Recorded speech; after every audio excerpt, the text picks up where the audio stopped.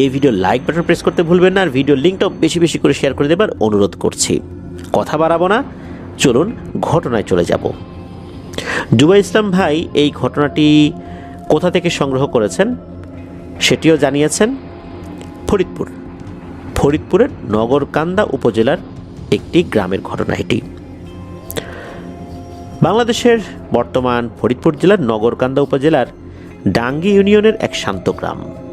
গ্রামে ঢুকেই অল্প কিছুটা হেঁটে গেলে চোখে পড়ত প্রশস্ত খালের পাড় ঘেঁষে একটা সরু কাঁচা রাস্তা, যেটা গ্রামের ও খালের মাঝখান দিয়ে এঁকে বেঁকে চলে যায় তৎকালীন আশেপাশের ৬-৭ গ্রামের একমাত্র প্রাইমারি স্কুলের বিশাল মাঠের দিকে, যেখানে সপ্তাহে মোট 2 দিন বেশ বড়সড় হাট বসত, সোম ও শুক্রবার।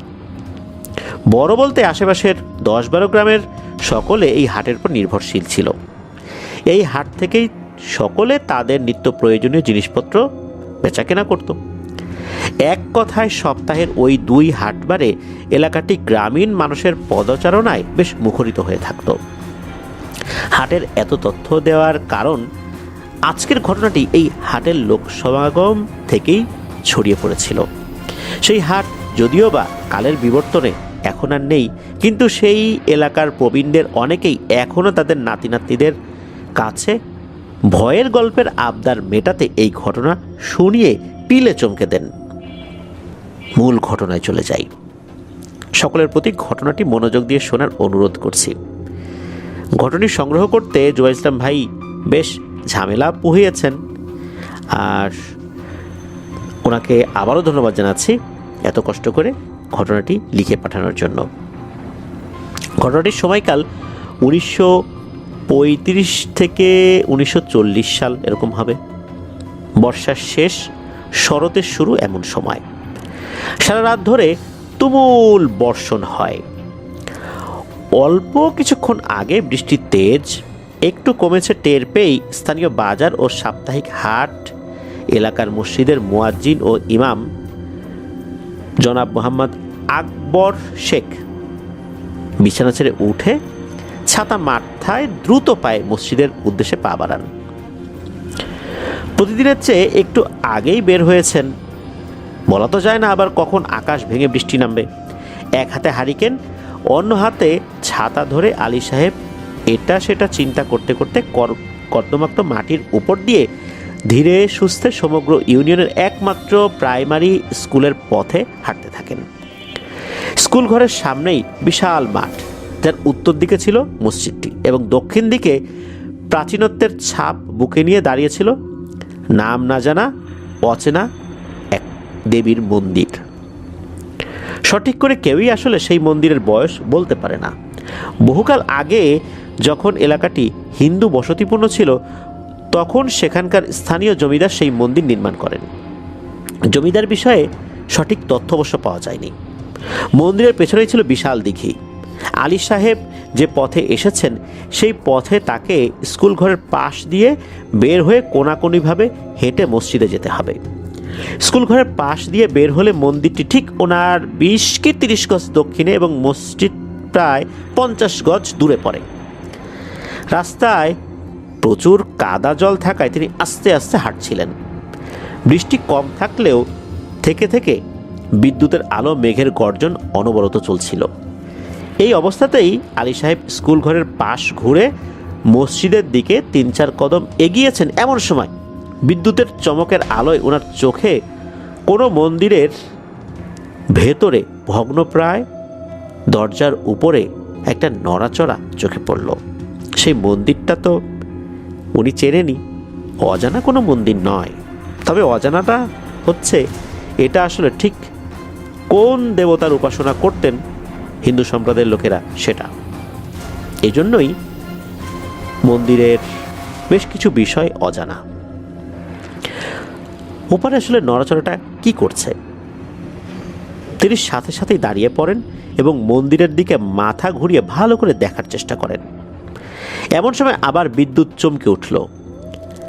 আলী সাহেব দেখলেন দীর্ঘদেহী একটি ছায়া, এটা কালো ছায়া, শট করে দরজা থেকে সরে মন্দিরের ভেতরে দেয়ালের আড়ালে সরে গেল। আলী সাহেব এটা দেখে একটু ভয় পেয়ে গেলেন। তিনি দোয়া কালাম পড়তে পড়তে প্রায় দৌড়েই মসজিদে প্রবেশ করলেন, আর প্রবেশ করার একটু পরপরই উনি আজান দেন। ঝড় বৃষ্টির রাত, তাই মসজিদের আশেপাশের কয়েকটি বাড়ির অল্প কয়েকজন প্রবীণ মুসল্লি ও প্রাইমারি স্কুলের প্রধান শিক্ষক নামাজে আসেন। জামাত শেষে সবাই যখন বাড়ির দিকে পা বাড়ান, তখন আলী সাহেব হেডমাস্টারকে ডেকে কি দেখেছেন সেটা জানান। ওনাকে ডেকে যখন বিষয়টি জানালেন, হেডমাস্টার বিষয়টি হেসেই উড়িয়ে দিয়ে বলেন, বৃষ্টি বাদলার দিন, ঘুমের চোখে কি থেকে কি দেখেছ রে বাপু, বাদ দাও, বাড়ি গিয়ে ভালো করে আর একটা ঘুম দাও, সকালে দেখবা সব ঠিক হয়ে গেছে। এই বলে হেডমাস্টার আলী সাহেবকে সাথে নিয়ে মসজিদ থেকে বের হয়ে স্কুলের দিকে এগোতে থাকেন। নিজ বাড়ি অন্য জেলাতে হওয়ায় হেডমাস্টার সাহেব স্কুল ঘরের শেষের দিকে একটি কামরায় থাকতেন। একসাথে হেঁটে হেডমাস্টার সাহেব কিছুটা পথ এসে নিজের ঘরে চলে যান, আর আলী সাহেব নিজের বাড়ির দিকে এগিয়ে যান। এরপরে 2-3 দিন আলী সাহেব আর কিছুই দেখতে না পেয়ে স্বস্তি বোধ করেন। হেডমাস্টারের কথাই ঠিক ভেবে নিজের কাজকর্ম করতে থাকেন।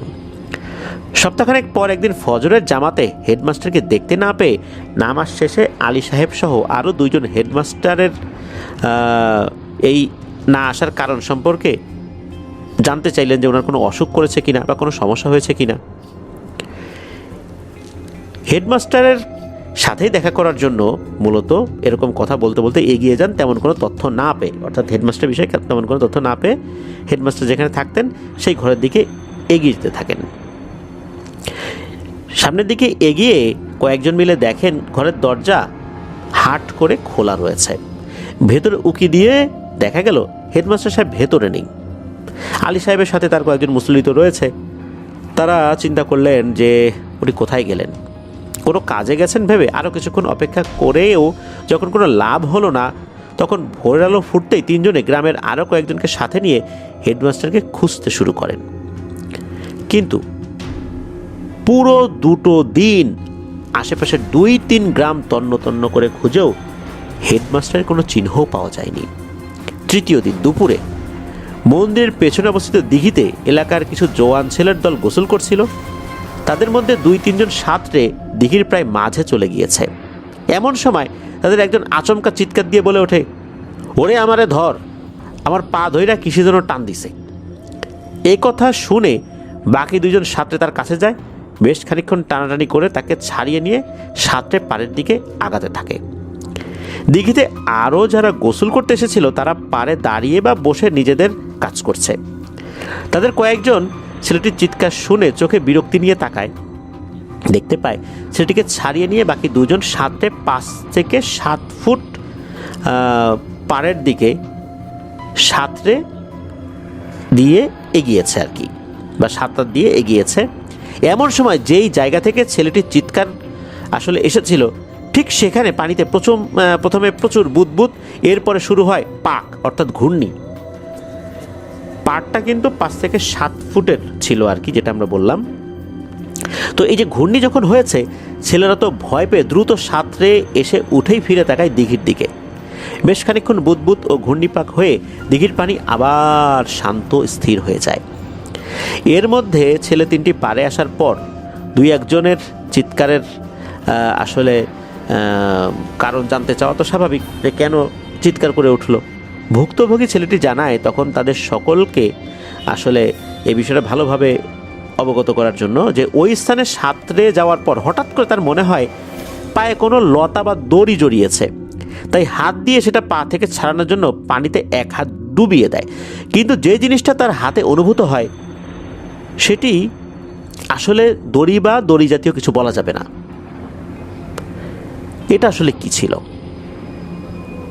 তো আসলে এই কথা বলতে বলতে দিঘির নিচ থেকে হঠাৎ করে ভুস করে কি যেন একটা ভেসে আসার বা ভেসে ওঠার শব্দ সবাই শুনতে পায়। সবাই দেখতে পায় উপর অবস্থায় একটি উলঙ্গ দেহ ভেসে উঠেছে। এটা দেখেই ভয়ে যে যেদিকে পারে সেদিকে ছুট লাগায়। কয়েকজন ছুটে গিয়ে গ্রামের লোকজনদেরকে ডেকেও নিয়ে আসে।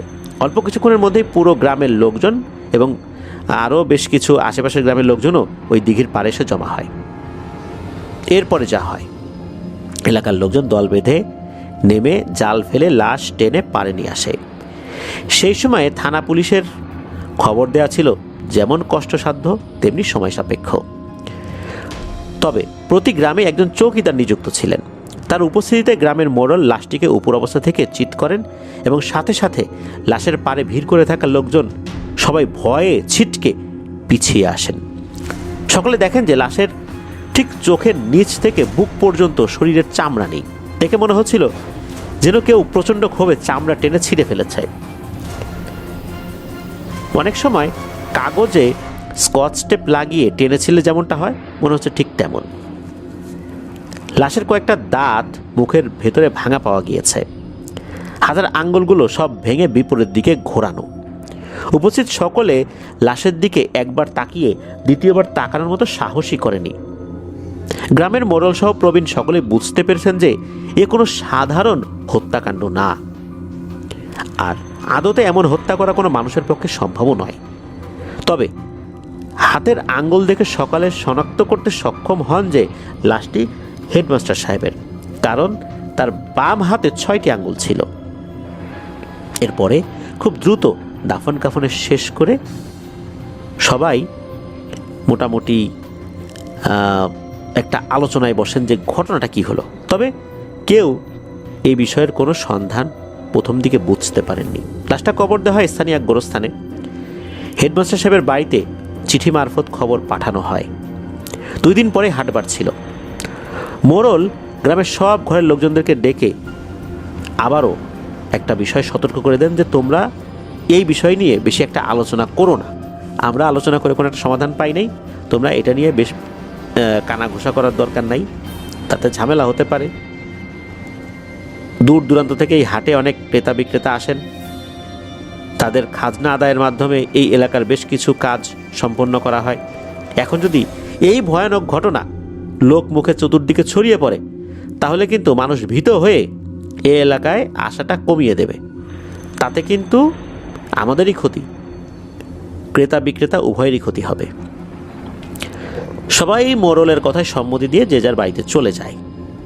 সেই দিন বিকেলবেলা মোড়ল সহ আরও বেশ কয়েকজন মুরব্বী পাশের গ্রামের একটি বেশ বড় মাদ্রাসা ছিল সেখানে যান। মাদ্রাসার মুহতামিম অর্থাৎ প্রধান শিক্ষক বা হেড মাওলানা তার সাথে দেখা করে সব কিছু খুলে বলেন তারা। মুহতামিম সাহেব সব কথা শুনে বলেন, ভাই আপনারা তো অনেক আশা নিয়ে আসছেন আমার কাছে, বুঝতে পারছি, কিন্তু আমি তো এসব কাজ করি না। তবে আমার একজন শিক্ষক যিনি এইসব জিনিস নিয়ে টুকটাক কাজ করেন, আমি বলে দিচ্ছি উনি কাজটা যেন করেন সেই ব্যবস্থা করছি আমি আমার জায়গা থেকে। এরপর মুহতামিম সাহেব মাসুম হুজুর নামে একজন শিক্ষককে ডেকে সব কিছু খুলে বলেন এবং এনাদেরকে এই মাসুম হুজুরের সাথে পাঠান। মাসুম হুজুরকে বলে দেন যে আমি তোমাকে পাঠালাম, তুমি গিয়ে ভালো করে বলে দিবা, তুমি আমার প্রতিনিধি, তুমি সেই হুজুরের কাছে গিয়ে এই বিষয়টা বলবা আর এনাদেরকে সাথে নিয়ে যাও।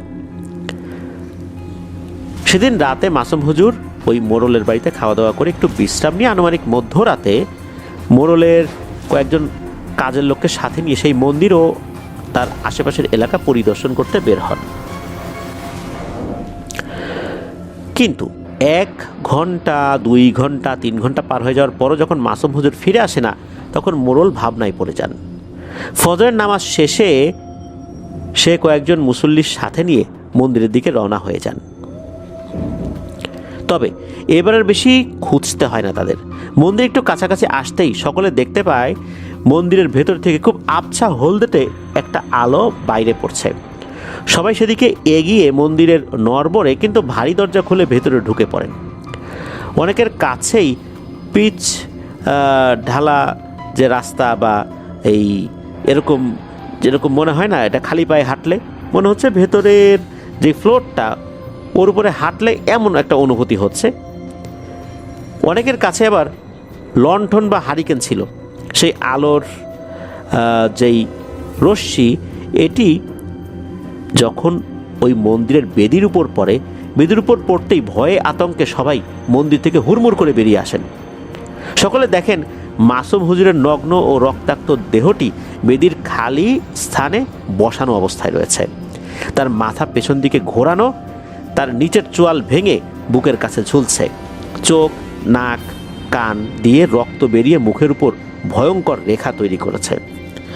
আর তার এই ভয়ানক মৃত শরীরটি বসিয়ে রাখা হয়েছে একটা নির্দিষ্ট ভঙ্গিতে। মৃতদেহের আঙ্গুল সমেত হাত দুটি কবজির কাছে ভেঙে মাথার উপর এমনভাবে আটকে আছে দেখে মনে হচ্ছিল 10 শিং বিশিষ্ট কোনো এক অপার্থিব সৃষ্টি বেদিতে বসে আছে। উপস্থিত কেউ দ্বিতীয়বার মন্দিরে ঢুকে লাশটি দেখবার সাহস করেনি। সকাল হলে গ্রামের অনেক লোকজন নিয়ে মোড়ল সেই লাশ উদ্ধার করেন। তবে আশ্চর্যের বিষয়, যেভাবে আসলে বসিয়ে রাখা হয়েছে এটা কি বিশেষ কোনো ইঙ্গিত? আর একটা বিষয়, যে কাজের লোককে সাথে নিয়ে মাসুম হুজুর রাতে বের হয়েছিলেন তাকে কোথাও খুঁজে পাওয়া যায় না। এই ঘটনার পর আর বিষয়টি চেপে রাখা সম্ভব হয়নি। আস্তে আস্তে করে একান ওকান করে ছড়িয়ে পড়ে ঘটনা। মাসুম হুজুর আসলে বিষয়টি দেখতে এসেছিলেন আর একটু ভালো করে বোঝার জন্য। এখানে এসেই তার সাথে এই ঘটনা ঘটল। এদিকে মাসুম হুজুরের এরকম ভয়ানক মৃত্যুতে মাদ্রাসার মুহতামিম সাহেব যেমন দুঃখিত হন, ঠিক তেমনি ক্রোধান্বিত হয়ে যান। যত খারাপ জিনিসই হোক না কেন, একজন মুসলিমকে এভাবে নগ্ন করে অত্যাচার করে খুন করা তিনি কোনোভাবে মেনে নিতে পারেননি। তাই মাসুম হুজুরের দাফন কাফনের কাজ সেরে ব্যাগপত্র গুছিয়ে শুধু মাদ্রাসার নায়েবে আমিরকে তার গন্তব্য জানিয়ে ও তার অনুপস্থিতিতে দায়িত্ব বুঝিয়ে দিয়ে মুহতামিম সাহেব কোথাও চলে যান। এই মৃত্যুর মিছিল যদি দুটি মৃত্যুর ভেতর দিয়ে শেষ হতো তাহলে একটা কথা ছিল, কিন্তু দেখা গেল কিছুদিন পর পর গ্রামের একজন একজন করে রহস্যময়ভাবে মৃত্যুবরণ করছে। এমনকি বাইরে থেকে ব্যবসার উদ্দেশ্যে বা ক্রেতা যারা হাটে আসতেন তারাও এই বিভীষিকাময় অবস্থার সম্মুখীন হন। এক হাটবার একজন মাছ ব্যবসায়ী, যিনি বেশ দূরের এক গ্রাম থেকে এই বাজারে মাছ বিক্রি করতে রেগুলারই আসতেন। তখন তো এত বেশি বরফ কল ছিল না যে বরফ দিয়ে মাছ বেশিক্ষণ রেখে দেওয়া যাবে, এরকম অবস্থা তো ছিল না। তাই মাছ ব্যবসায়ীরা তাদের মাছ নিয়ে একটু সকাল সকালে চলে আসতেন। তো তেমনি একজন মাছ ব্যবসায়ী দ্রুত ক্রেতা ধরার উদ্দেশ্যে এবং তাজা মাছ বিক্রি করার আশায় একটু সকাল সকাল চলে আসেন। সকাল সকাল বলতে জোহরের ওয়াক্তের বেশ কিছুক্ষণ আগে। তখনও অন্য ব্যবসায়ীরা সবাই হাটে এসে পৌঁছায়নি। অল্প কয়েকজন বিক্রেতা এসে তাদের স্থান গোছগাছ করে নিচ্ছিলেন। তো সেই মাছ ব্যবসায়ী তার যে মাছগুলো হাটে আনতে আনতে মারা গিয়েছে সেগুলো আলাদা করে একটু ধুয়ে আনার জন্য মন্দিরের পেছনে সেই দিঘির দিকে গিয়েছেন। যাওয়ার সময় হাটে তার পরিচিত একজন যিনি বিক্রেতা ছিলেন তার অন্য মাছগুলোর দিকে খেয়াল রাখতে বলেছেন যে আমি তো এদিকে যাচ্ছি, মাছগুলো ওখান থেকে ধুয়ে নিয়ে আসি, আমার এই মাছগুলোর দিকে একটু খেয়াল রেখো। কিন্তু বেশ কিছুক্ষণ অতিবাহিত হওয়ার পরেও যখন সেই মাছ বিক্রেতা ফেরত আসে না, তখন যাকে খেয়াল রাখতে বলে গিয়েছিলেন আর কি তিনি তার দোকানে আসা একজন ক্রেতার নিকট পণ্য বিক্রি শেষে তাকে দাঁড় করে রেখেই দেখতে যান যে আসলে ঘটনাটা কি, ওই মাছ বিক্রেতার কি হলো, এত সময় লাগছে কেন। কিন্তু ঘাটে গিয়ে এদিক সেদিক আতিপাতি করে খুঁজেও ওই মাছ বিক্রেতার চিহ্নও দেখা গেল না। অন্য কোনো কাজে গেছে মনে করে ওই লোক তখন ফেরত আসে। কিন্তু হাট জমজমাট হয়ে যাওয়ার পরও যখন দেখা গেল সেই মাছ বিক্রেতার আসছে না, তখন কিন্তু তার মনের ভিতরে একটু বেশ ভয় লাগতে শুরু করে। কারণ এলাকায় যে সমস্ত ঘটনাগুলো ঘটছিল টুকটাক তারও কিন্তু কানে এসব বিষয় এসেছিল। তাই এক ফাঁকে তিনি গিয়ে বাজার রক্ষণাবেক্ষণকারী লোকদেরকে বিষয়টি অবহিত করেন। বাজারের লোকেরা তৎক্ষণাৎ সেই মাছ ব্যবসায়ীকে খুঁজতে বের হয়ে যান, কিন্তু অনেক খোঁজাখুঁজি করার পরেও তারা সেই ব্যবসায়ীকে খুঁজে বের করতে ব্যর্থ হন। সেই দিনের হাট বাজার শেষে আরও একদিন পার হয়ে যাওয়ার পর সেই মাছ ব্যবসায়ীর লাশ পাওয়া যায় দিঘির অপর পারে উল্টোভাবে মাটিতে পোতা অবস্থায়, অর্থাৎ তার মাথা থেকে কোমর পর্যন্ত মাটির নিচে পুঁতে রাখা অবস্থায় ছিল, আর কোমরের নিচ থেকে পা পর্যন্ত মাটির বাইরে ছিল। এরপরে আর বিষয়টি ধামাচাপা দিয়ে কোনোভাবেই রাখা সম্ভব হলো না।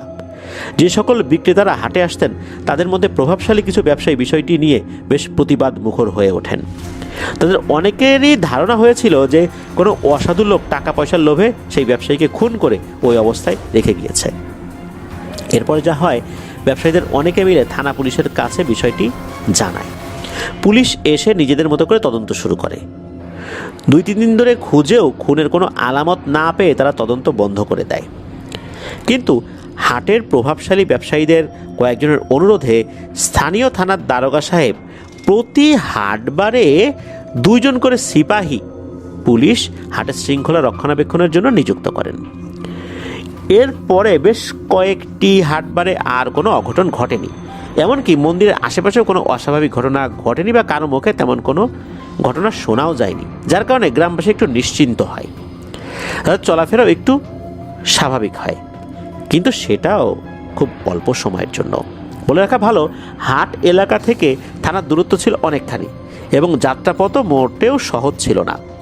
তাই মোতায়েন করা পুলিশেরা একদম ভোরে রওনা দিয়ে আসতেন এবং হাট চলাকালীন সময় টহল দিয়ে পরের দিন ভোরে চলে যেতেন। সিপাহী পুলিশদের হাটের টহলের 11তম দিনের কথা। সেদিনও সকালে খুব ভোরে রওনা দিয়ে পুলিশ 2 জন যখন সূর্য মাথার উপর এসেছে, এই সূর্য মাথার উপর থাকতেই হাটে তাদের অস্থায়ী ক্যাম্পে চলে আসেন। প্রতিবারের মতন যেভাবে ডিউটি করেছেন সেই মতোই সব কিছু গুছিয়ে নিয়ে একজন ক্যাম্পে বা একজন টহলে বের হয়ে যান। সন্ধ্যার আগ পর্যন্ত কোনো সমস্যা ছাড়াই তারা ডিউটি সম্পন্ন করেন। এরপরে মাগরিবের আজান শুনে সালাত আদায় করার জন্য একজন পাহারায় থাকেন আর অন্যজন অজুর উদ্দেশ্যে ওই দিঘির উদ্দেশ্যে এগিয়ে যান। যিনি পাহারায় ছিলেন, মিনিট 2 পরেই তার মনে পড়ল তাদের দারোগা সাহেব তাদেরকে বারবার করে বলে দিয়েছেন মন্দির ও দিঘি সংলগ্ন এলাকায় যেখানেই যাক একসাথে সশস্ত্র অবস্থায় যেতে। একথা মনে পড়তেই তিনি বন্দুক হাতে দ্রুত পায়ে দিঘির দিকে এগিয়ে যান। কিন্তু দিঘির ঘাটে গিয়ে সহকর্মীকে কোথাও দেখতে পান না। একে তো হাটের শেষ সময়, তার উপরে এলাকার যে সমস্ত পূর্বে ঘটনা ঘটেছে সেগুলোর রেশ তো এখনও পুরোপুরি কাটে নাই, আবার এখনও অন্ধকার পুরোপুরি হয় নাই। এই অন্ধকার পুরোপুরি নামার আগেই হাট এলাকা কিন্তু প্রায় খালি হয়ে গেছে। 2-1টি স্থায়ী দোকানদার অর্ধেক ঝাঁপি ফেলে ভেতরে বসে হিসাব নিকাশ করছে। এমন পরিস্থিতিতে কাউকে সাথে নিয়ে সঙ্গী খুঁজবেন সেই অবস্থাও ছিল না। অগত্যা নিজেই বন্দুক হাতে নিয়ে দিঘির দিকে এগিয়ে যান। ঘাটের কাছে গিয়ে এদিক ওদিক খুঁজে সঙ্গীকে উনি তো পেলেন না। আসলে ব্যাপারটা কি? যখন পাওয়া গেল না, তার সঙ্গীর নাম ধরে ডাকতে শুরু করেন। দিঘির দিক থেকে মন্দিরের দিকে এগিয়ে যান। এবার মন্দিরের কাছে আসতে তার মনে হলো একটা চাপা গোঙানির আওয়াজ শুনতে পেয়েছেন, তাই নিশ্চিত হওয়ার জন্য আরও কিছুটা সময় দাঁড়িয়ে অপেক্ষা করেন। 20 থেকে 25 সেকেন্ডের মতো হয়েছে আর কি। এরপর আবার একই গোঙানি শুনতে পেয়ে শব্দের উৎস লক্ষ্য করে দৌড়ে মন্দিরের পেছন দিকে এগিয়ে যান এবং সেখানে গিয়ে তিনি যা দেখেন সেটা দেখার জন্য আসলে কেউই প্রস্তুত থাকে না। আসলে ভয়ঙ্কর একটা দৃশ্য।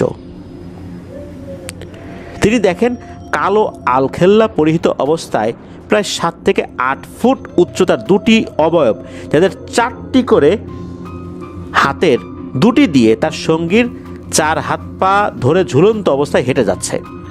কোথায় বা কোন দিকে যাচ্ছে সেটা বোঝা যায়নি, কারণ পেছনে বন্দুক হাতে তিনি এসে পড়তেই অবয়ব 2টি দাঁড়িয়ে যায় এবং সেখান থেকেই হিংস্র চাপা এক ধরনের গর্জন করতে থাকে। এমন ভয়াল পরিস্থিতি ও তাদের সেই গর্জন শুনে কিছু মুহূর্ত ভয়ে স্থির হয়ে গেলেও শরীর তো দীর্ঘদিন একটা ট্রেনিং নিয়েছে, তাই না? দীর্ঘদিনের ট্রেনিংয়ের কারণেই হোক বা সঙ্গীকে বাঁচানোর তাগিদেই হোক না কেন, আপনা থেকেই তাদের দিকে বন্দুক তাক করে 1 রাউন্ড গুলি ছোড়ে। গুলি লেগেছে কিনা বোঝা যায়নি, তবে অবয়ব 2টি তার সঙ্গীকে মাটিতে নামিয়ে রেখে তার দিকে ঘুরে তাকায়। আর তখনই সে তাদের চেহারা দেখতে পায়। চেহারা না, এটা দুঃস্বপ্ন বলাই ভালো। তিনি দেখেন অবয়ব 2টির গলার মাঝামাঝি অংশে 2টি চোখ, আর এই 2টি চোখের উপরেও নিচে অসংখ্য ছোট ছোট সুরের মতো রয়েছে যা নড়াচড়া করছে। মুখমণ্ডল যেখান থেকে শুরু হয় ঠিক সেখান থেকে শুরু করে উপরের দিকে কপালের নিচ পর্যন্ত গোলাকার মুখ বা গর্ত, যার ভেতরে সুচালো সর্পিলাকারের দাঁতের সারি, যা বড় হয়ে শুরু হয়ে আস্তে আস্তে ছোট হতে হতে গলার দিকে নেমে গেছে। তাদের সেই মুখের ভেতর থেকে বেরিয়ে আসছিল এক ধরনের হলুদাভ আলো। মূলত তাদের মুখের ভেতর থেকে আসা সেই আলোতেই তিনি তাদের ভয়ানক রূপটি দেখতে পান। হয়তো মৃত্যু ভয়েই তার হাত থেকে আবারও এক রাউন্ড গুলি ছুটে চলে যায়, কিন্তু সেই অবয়ব দুটির কোনো হেলদোল নেই। তারা আস্তে আস্তে এক পা দু পা করে তার দিকে এগিয়ে আসতে থাকে। এমন সময় কাছাকাছি কয়েকজন মানুষের কথা বলার শব্দ শুনতে পেয়ে অবয়ব দুটি দাঁড়িয়ে পড়ে এবং কথার শব্দ তাদের দিকে আরেকটু এগিয়ে আসতে যখন শুরু করে, তখন শূন্যে ভেসে পুরনো মন্দিরের পেছনের দেয়াল ভেদ করে অবয়ব দুটি অদৃশ্য হয়ে যায়। এরপর তিনি আর দাঁড়িয়ে থাকতে পারেননি, সেখানেই জ্ঞান হারিয়ে লুটিয়ে পড়েন। টানা 2 দিন স্থানীয় লোকজনের একান্ত চেষ্টায় অবশেষে তার জ্ঞান ফেরে। জ্ঞান ফেরার পরেও বেশ কিছুক্ষণ তার মুখ দিয়ে কথা বের হয় না। সকলেই বুঝতে পারে যে পুলিশটি মারাত্মক বাজে কিছু দেখে ভয় পেয়েছে। অন্যদিকে উদ্ধারের পর তার সঙ্গীর অবস্থা বেশ খারাপ হয়ে যাওয়ায় তাকে সেই রাতেই হসপিটালে চিকিৎসা দেওয়ার জন্য পাঠিয়ে দেওয়া হয়। তখনকার সময় হসপিটাল তো এরকম কাছাকাছি ছিল না। বাঁশের মাচা তৈরি করে সেটা 2 জন লোক উঁচু করে এপাশে একজন ধরে ওপাশে একজন ধরে এভাবে নিয়ে যেত। এভাবে কিন্তু আগেকার দিনে অনেক দূর থেকে চিকিৎসা নেওয়ার জন্য মানুষদেরকে হসপিটালে নিয়ে আসা হতো। ঘটনার পরের দিন ভোরবেলা মোড়ল থানায় লোক পাঠিয়ে দারোগা সাহেবকে পুলিশ 2 জনের অবস্থা জানাতেই দারোগা সাহেব আরও বেশ কয়েকজন পুলিশ ও অস্ত্র নিয়ে গ্রামে চলে আসেন। অপেক্ষা করতে থাকেন একজন সদস্যের জ্ঞান ফেরার। জ্ঞান ফেরার পর দারোগা সাহেব তাকে দেখতে আসেন। তাকে জিজ্ঞেস করেন সেই রাতের ভয়াবহ অভিজ্ঞতার কথা। সেই রাতের ভয়াবহ অভিজ্ঞতার বিস্তারিত শুনে বেশ অবাক হয়ে যান উনি। এমন ঘটনাও যে ঘটতে পারে এটা তার সচেতন মন কোনোভাবেই মানতে পারছিল না। তাই নিজেই সরেজমিনে মন্দির ও দিঘি সংলগ্ন এলাকা পরিদর্শন করেন। অনেকক্ষণ এদিক সেদিক ঘোরাঘুরি করেও অপরাধের কোনো চিহ্ন খুঁজে না পেয়ে চিন্তিত মনে তার মোড়ল সহ গ্রামবাসীদের স্কুল ঘরে ডেকে কে কি দেখেছে, বাইরে কোনো লোককে ওখানে ঘুরতে দেখেছে কিনা, এ সমস্ত তথ্য জোগাড় করার চেষ্টা করেন। ভূত প্রেত আসলে উনি বিশ্বাস করেননি। আইনের লোকদের কাছে এই বিষয়গুলো আসলে ওভাবে বিশ্বাসযোগ্যও নয়, কারণ প্রমাণ ছাড়া তো কোনো কেস ফাইল করা যায় না বা কোনো বিষয়ে আগারও যায় না। তিনি ভেবেছিলেন কোনো একটি সংঘবদ্ধ চক্র সরল গ্রামবাসীর অন্ধবিশ্বাসকে কাজে লাগিয়ে কুকর্ম করছে। ওই দিন দেরি হয়ে যাওয়ায় সেদিন ফিরতে না পেরে গ্রামেই দারোগা সাহেব অবস্থান করেন। রাতে খাওয়া দাওয়া শেষে স্কুল ঘরে একটি কামরায় তার এবং তার সাথীদের অর্থাৎ সহকর্মীদের থাকার ব্যবস্থা করা হয়েছিল। মোড়ল তাকে নিজ বাড়িতে থাকার অনুরোধ করলেও তিনি রাজি হননি। আসলে তার ইচ্ছা গভীর রাতে তিনি নিজে আবার মন্দিরের চারপাশ পরিদর্শন করবেন। আনুমানিক মধ্যরাতে প্রকৃতির ডাকে সাড়া দিতে একজন সিপাহী উঠে রুম থেকে বাইরে বেরোতে যাবেন, এমন সময় তার চোখ যায় মন্দিরের দিকে। খুব আবছা একটি নীল আলো তার নজরে আসে। তিনি বাইরে যাওয়ার কথা ভুলে দ্রুত দারোগা সাহেবের বিছানার দিকে এগিয়ে তাকে ঘুম থেকে ডেকে বিষয়টি জানান। দারোগা সাহেব ঘুম ভেঙে উঠে সকলকে ডেকে তুলে অস্ত্র হাতে খুবই সন্তর্পণে এগিয়ে যান মন্দিরের দিকে। চাঁদের আলোয় আতঙ্কগ্রস্ত গ্রামের আতঙ্কের যে কারণ, সেই দিকে এগিয়ে যেতে যেতে দারোগা নিজেই একটু ভয় ভয় পাচ্ছিলেন।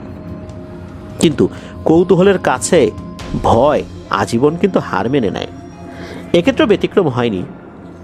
দারোগা ও তার দলের লোকজন মন্দিরের 10 থেকে 20 কদম দূরত্বে চারদিকে গিয়ে অবস্থান নিয়ে দাঁড়ায়। দারোগা দলের লোকদের ইশারা করে অপেক্ষা করতে বলে নিজে আস্তে আস্তে মূল দরজার দিকে এগিয়ে যান। চাতালের সিঁড়িতে পা রাখতে যাবেন এমন সময় মন্দিরের ভেতর থেকে অস্পষ্ট সুরে মন্ত্র পাঠের শব্দ শুনতে পান। দারোগা অল্প কিছুক্ষণ অপেক্ষা করে ইশারায় সকলকে এগিয়ে আসতে বলে নিজে সবার আগে মন্দিরের দরজা ধাক্কা দিয়ে ভেতরে ঢোকেন, আর সেটাই ছিল তার চরম ভুল। বাকিরা তখন চাতালের সিঁড়ির কাছে এসেছে মাত্র তারা দেখতে পায় মন্দিরের দরজা দিয়ে ঢুকে দারোগা শুধু এখানে কে এই প্রশ্নটা করতে পেরেছেন। সাথে সাথে মন্দিরের সেই ভাঙা দরজা আপনা থেকেই সশব্দে বন্ধ হয়ে যায়। তারপরে শোনা যায় ভয়ঙ্কর এক গর্জন, যা সেই রাতে ঘুমিয়ে থাকা গ্রামবাসীকেও আতঙ্কিতভাবে ঘুম থেকে জাগিয়ে তোলে। সেই ভয়ানক গর্জনের শব্দ শুনে দারোগার যে দলবল ছিল তারা যে যেদিকে পারে সেদিকে দৌড়ে পালিয়ে যায়। দৌড়ানো অবস্থায় তারা দারোগার আর্তনাদ ও কয়েক রাউন্ড গুলির শব্দ শুনতে পেয়েছিল, কিন্তু কেউ আর পেছনে ফিরে তাকায়নি। নিজের জীবন বাঁচাতে তখন বেপরোয়া সবাই দিক বিদিক জ্ঞান শূন্য হয়ে দৌড়ে পালিয়ে যায়। পরদিন সকাল মোড়লের বাড়িতে স্থানীয় গ্রাম্য চিকিৎসকের চিকিৎসায় বেশ বেলা করে দারোগার জ্ঞান ফেরে। চারদিকে তাকিয়ে তিনি পায়ের কাছে মোড়লকে এবং মাথার কাছে জুব্বা পাগড়ি পরিহিত একজন 30-35 বছরের যুবককে দাঁড়িয়ে থাকতে দেখতে পান। রাতের ভয়ঙ্কর পরিস্থিতির কথা মনে করে হোক বা বেঁচে ফিরে আসার আনন্দেই হোক, দারোগা সেই তরুণ হুজুরের ডান হাত নিজের 2 হাতের মুঠোয় শক্ত করে ধরে কান্নায় ভেঙে পড়েন। তরুণ হুজুর কিন্তু তাকে শান্ত করার জন্য কোনো সান্ত্বনা বাক্য ব্যয় না করে বরং অপেক্ষা করেন। বেশ কয়েক মিনিট কান্নাকাটি করে দারোগা একটু শান্ত ও সুস্থির হলে হুজুর তাকে বিশ্রাম নিতে বলে চেয়ার ছেড়ে উঠে দাঁড়ান। তাকে দাঁড়াতে দেখে মোড়ল জিজ্ঞেস করেন, হুজুর কই হাঁটা দিলেন, কি হয়েছে? দারোগা বাবুর সাথে কি হলো একটু শুনে তো যান। মোড়লের এই কথায় হুজুর একটু বিরক্ত হয়ে মোড়লকে বলেন, কাকা এই মানুষটার শরীর ভালো না, তাকে একটু বিশ্রাম নিতে দেন। শুধু রাতের ঘটনা মনে পড়ছে তাতেই তার যে কান্নাকাটি, তার তো অবস্থা খারাপ হয়ে গেছে। এখন যদি এই ধরনের কথা আবার জিজ্ঞেস করি তাতে তার মানসিক অবস্থার আরও অবনতি হবে, সেই সাথে শারীরিক অবস্থার অবনতি হতে পারে।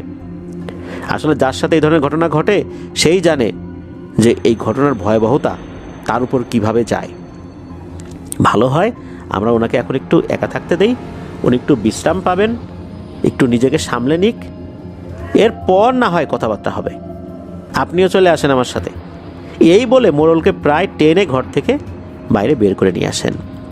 তারা বেরিয়ে যেতেই দারোগা হুজুরের কথাগুলো ভাবতে ভাবতে ঘুমের দেশে তলিয়ে যান। তার যখন ঘুম ভাঙে তখন সন্ধ্যার শেষ, রাতের শুরু, এমন একটা সময় আর কি। চোখ মেলে মাথার পাশের একটি মোড়ার উপরে রাখা হারিকেনের স্বল্প আলো দেখে সেটা বাড়িয়ে নিয়ে রুম থেকে সামনের বারান্দায় এসে দেখেন উঠোনে হ্যাজাকবাতি জ্বালিয়ে মোড়ল এবং আরও কয়েকজন লোক হোগলা পাতার বোনা পাটির উপর বসে সকালে দেখা হুজুরকে নিয়ে কিছু বলছেন। ধীর পায়ে এগিয়ে সেদিকে যান দারোগা। তাকে দেখে উপস্থিত লোকজনদের মাঝে 2 জন উঠে গিয়ে দারোগাকে বসতে জায়গা করে দেন। দারোগা বসতেই সেই হুজুর জিজ্ঞেস করেন, এখন কেমন লাগছে সাহেব? দারোগা বলেন, হ্যাঁ আলহামদুলিল্লাহ আগের থেকে ভালো। এখন আপনি বলেন যে আপনি কিভাবে ওই অবস্থা থেকে আমাকে বাঁচিয়েছেন। এই প্রশ্ন শুনে হুজুর একটু হেসে দিয়ে বলেন যে স্যার, হায়াত মওত সব আল্লাহ তাআলার ইচ্ছা। আপনার হায়াত আল্লাহ তাআলা রেখেছেন, তাই আপনি এখানে বসে আছেন। হাত তুলে তাকে থামিয়ে দারোগা বলেন, হুজুর এই সমস্ত কথা তো আমি জানি, আপনি আমার এই প্রশ্নের উত্তরটা অন্তত দেন।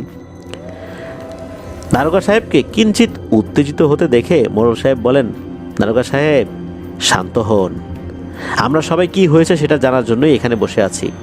সবসময় তো আপনারাই আমাদেরকে জিজ্ঞেস করেন যে ঘটনা কি হয়েছে, তখন আমরা বলি। এখন আপনার কাছ থেকে আমরা শুনতে চাই আসলে কি হয়েছিল। হুজুরকে জিজ্ঞেস করেছি অনেকবার, কিন্তু উনি বলেছেন আপনার সামনেই উনি সব কিছু বলবেন। এ কথা শুনে দারোগা সাহেব কিছুটা শান্ত হন। তখন তরুণ হুজুর জিজ্ঞেস করেন, সাহেব আগে আপনি বলেন, আপনি মন্দিরে ঢুকে কি দেখেছেন? দারোগা সাহেব বলেন, হুজুর সেই অভিজ্ঞতা আমি ভুলতে চাইলেও জীবনেও হয়তোবা ভোলা সম্ভব না। মন্দিরের দরজা দিয়ে ভেতরে ঢোকার সাথে সাথে আমি প্রশ্ন করি, কে এখানে? এই প্রশ্নের পরপরই আপনা থেকেই দরজা বন্ধ হয়ে গিয়েছিল। আমার এক হাতে টর্চ লাইট আর অন্য হাতে রিভলভার। দরজা বন্ধ হওয়ার সাথে সাথে টর্চ জেলে আমি দরজার দিকে আলো ফেলতেই দেখি হুবহু আমার মতো দেখতে। বলা ভালো, আমি নিজে সম্পূর্ণ বিবস্ত্র অবস্থায় দরজায় দাঁড়িয়ে আছি। আমার সারা শরীর লাল রক্তে ভেজা, তবে হাতের নখ ময়লা নোংরা পশুর মতো। আমার মতো দেখতে এমন একটা জীব আমার দিকে লাল জ্বলন্ত চোখে তাকিয়ে ভয়ঙ্কর গর্জন দিয়ে ওঠে। কয়েক সেকেন্ড আমি হতভম্ব হয়ে যাই। এরপরে আমার হাতে থাকা রিভলভার দিয়ে সেই জিনিসটার দিকে একটা গুলি ছুড়ে দেই। বিশ্বাস করবেন কিনা জানি না, আমার মতো দেখতে সেই জীব 2 লাফে দরজার কাছ থেকে সরে বেদির কাছে চলে যায়। তাকে অনুসরণ করে সেদিকে আলো ঘুরিয়ে ফেলতেই আমি দেখি সেই জীব বেদির উপরে রাখা এক ভয়ঙ্কর মূর্তির পেছনে আড়াল নিয়েছে। আমার টর্চের আলোয় সেই মূর্তি একবার দেখে আমার সমস্ত জ্ঞান লোপ পায়। এমন মূর্তি কোনো দেবদেবীর হতে পারে না। জানি না শয়তান দেখতে কেমন, কিন্তু সেই মূর্তি দেখলে মনে হয় শয়তানও চমকে যাবে। এতটুকু বলে দারোগা 2 হাতে নিজের মুখ আড়াল করেন। মনে হচ্ছেন উনি এতটা ভয় পেয়েছেন কথা বলতে বলতেই উনি মুখ ঢেকে ফেললেন। হুজুর দারোগা সাহেবের ঘাড়ে হাত রেখে বলেন, সাহেব আপনার বলতে যদি কষ্ট হয় তাহলে থাক। দারোগা উত্তর দেন, না না হুজুর, আমাকে বলতে দেন। আমি যা দেখেছি সেটা আপনাদের সবারই জানা উচিত। একটু দম নিয়ে দারোগা সাহেব আবার বলেন, আমি মূর্তির দিকে তাকিয়ে আছি। 4 থেকে 5 সেকেন্ড হবে। এমন সময় দেখি সেই মূর্তির পেছন থেকে একটু আগে দেখা আমার মতো দেখতে সেই জীবের মতোই এরকম 5-6টা বেরিয়ে আসে। সবগুলোর চেহারা দেখতে হুবহু আমার মতো। এটা দেখেই আমি সাহস হারিয়ে ফেলি। এরপর কয়েকবার গুলি ছুড়ে দেই, কিন্তু একটা গুলিও সেই জীবগুলোর গায়ে লাগে না। দেখি তাদের একজন দড়ি হাতে আমার দিকে এগিয়ে আসছে, আর বাকিগুলো দুর্বোধ্য মন্ত্র পড়তে পড়তে আমার 2 দিকে আস্তে আস্তে অবস্থান নিতে থাকে। আর পারিনি, আমি জ্ঞান হারিয়ে ফেলি। মাঝে একবার জ্ঞান ফিরতেই হালকা চোখ মেলে দেখি আমার হাত পা বাঁধা অবস্থায় সেই মূর্তির সামনে উলঙ্গ করে ফেলে রাখা হয়েছে। সেখানে বেশ কিছু মোমবাতি বা এরকম কিছু জ্বলছিল। একটু নড়াচড়া করছিলাম, সেই শব্দে মাথার পেছন থেকে চাপা গর্জন শুনতে পেয়ে ঘুরে দেখতে যাচ্ছিলাম যে আসলে জিনিসটা কি। এমন সময় কেউ বা কিছু একটা আমার পেটের উপর সজোরে লাথি বসিয়ে দেয়। তখন আবার আমি ব্যথায় জ্ঞান হারিয়ে ফেলি। এরপর কতক্ষণ কেটেছে জানি না। উচ্চস্বরে পবিত্র কোরআনের তেলাওয়াতের আয়াতের শব্দ হচ্ছিল, যে আয়াতগুলো তেলাওয়াত করছে। এই আয়াত তেলাওয়াতের শব্দ শুনে আমার জ্ঞান ফিরেছিল একটু। তখন অল্প চোখে আমি দেখতে পাচ্ছিলাম, অর্থাৎ আমি অল্প একটু চোখ মেলে দেখি জুব্বা পাগড়ি পরিহিত কেউ একজন আমার 2 হাত ধরে মাটিতে ঘষতে ঘষতে মূর্তির কাছ থেকে সরিয়ে নিচ্ছে, আর একই সাথে তেলাওয়াত করছে। এরপর আর কিছুই মনে নেই। এতগুলো কথা বলে দারোগা থামেন। উপস্থিত সকলে ভয়ার্ত দৃষ্টিতে তার দিকে তাকিয়ে থাকেন। কারো মুখে কোনো কথা নেই। সকলেই দারোগার এমন ভয়ঙ্কর অবস্থার কথা শুনে ভয়ে কিছু বলার ভাষা হারিয়ে ফেলে।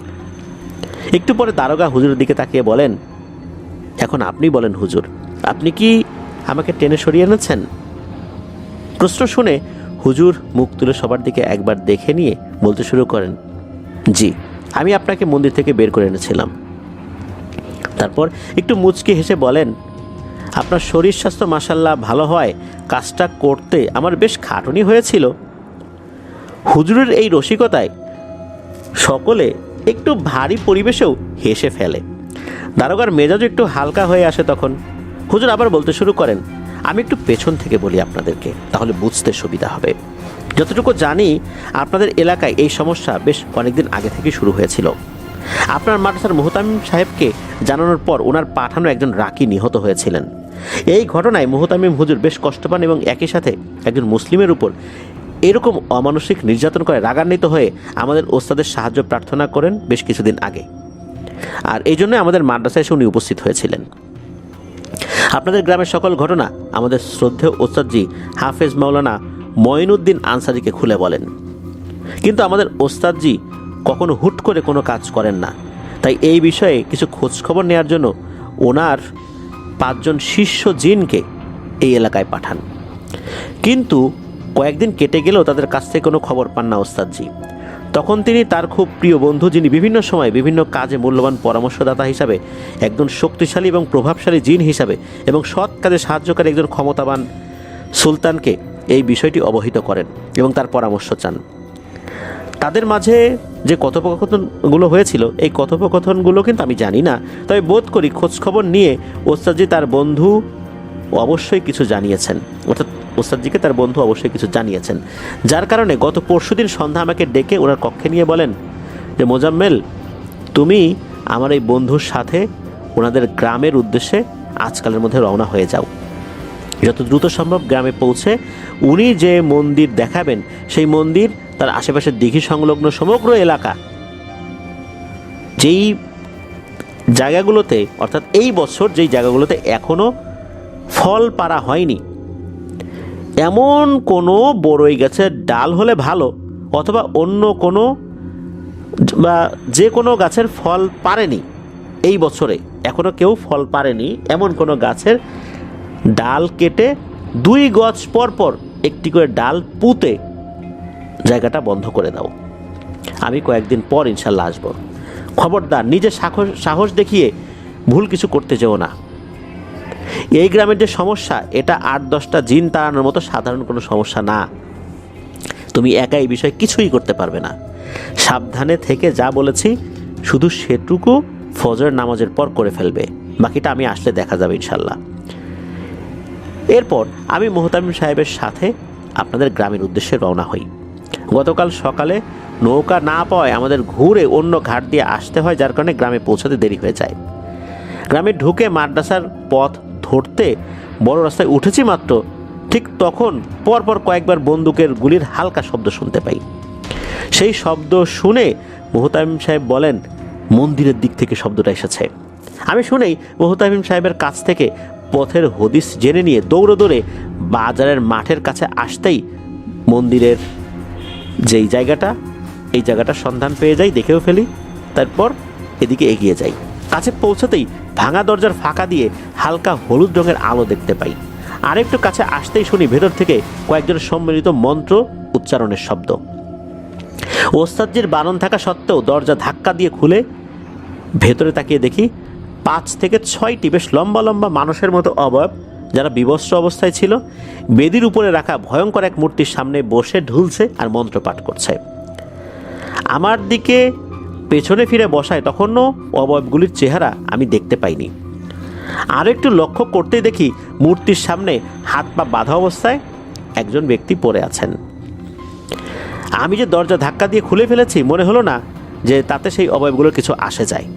আমার বুঝতে বাকি থাকলো না এরাই এই একজন রাকি ভাইয়ের মৃত্যুর কারণ। আমি সাথে সাথে আল্লাহ তাআলার নিকট সাহায্য প্রার্থনা করে উচ্চস্বরে পবিত্র কোরআনের খুব শক্তিশালী কিছু আয়াত, যেগুলো শয়তানগুলো মারাত্মক ভয় পাবে, এই ধরনের আয়াতগুলো তেলাওয়াত করতে শুরু করি। তেলাওয়াত শুরু 2 থেকে 3 সেকেন্ড পরে সেই অবয়বগুলো উঠে দাঁড়িয়ে আমার দিকে না ফিরে দৌড়ে সেই মূর্তির পেছনে উধাও হয়ে যায়। তখন আমি সাহস করে তেলাওয়াত করতে করতেই এগিয়ে গিয়ে দারোগা সাহেবের 2 হাত ধরে টেনে টেনে দরজার কাছে নিয়ে আসি। তাকে দরজা দিয়ে বের করার সাথে সাথে মূর্তির পেছন থেকে ভয়ানক এক গর্জন শুনতে পেয়ে তাকিয়ে দেখি সেই মূর্তির সামনের মোমবাতিগুলো আস্তে আস্তে নিভে যাচ্ছে, আর মূর্তিটি একটু একটু করে অন্ধকারের দিকে পিছিয়ে যাচ্ছে, এবং অল্প সময় পরে মোমবাতির আলো দপ করে নিভে যায় আর মূর্তিটি অদৃশ্য হয়ে যায়। তবে অদৃশ্য হওয়ার আগ মুহূর্তে আমি দেখেছি সেই মূর্তির চোখ দুটো লাল আগুনের মতো জ্বলছে। জানি না সেই অগ্নিদৃষ্টির শিকার আসলে পরবর্তীতে কে হবে।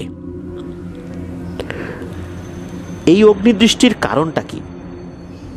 তার একদম তৈরিকৃত শিকার হারানোর ভয়, নাকি আমার উপস্থিতি?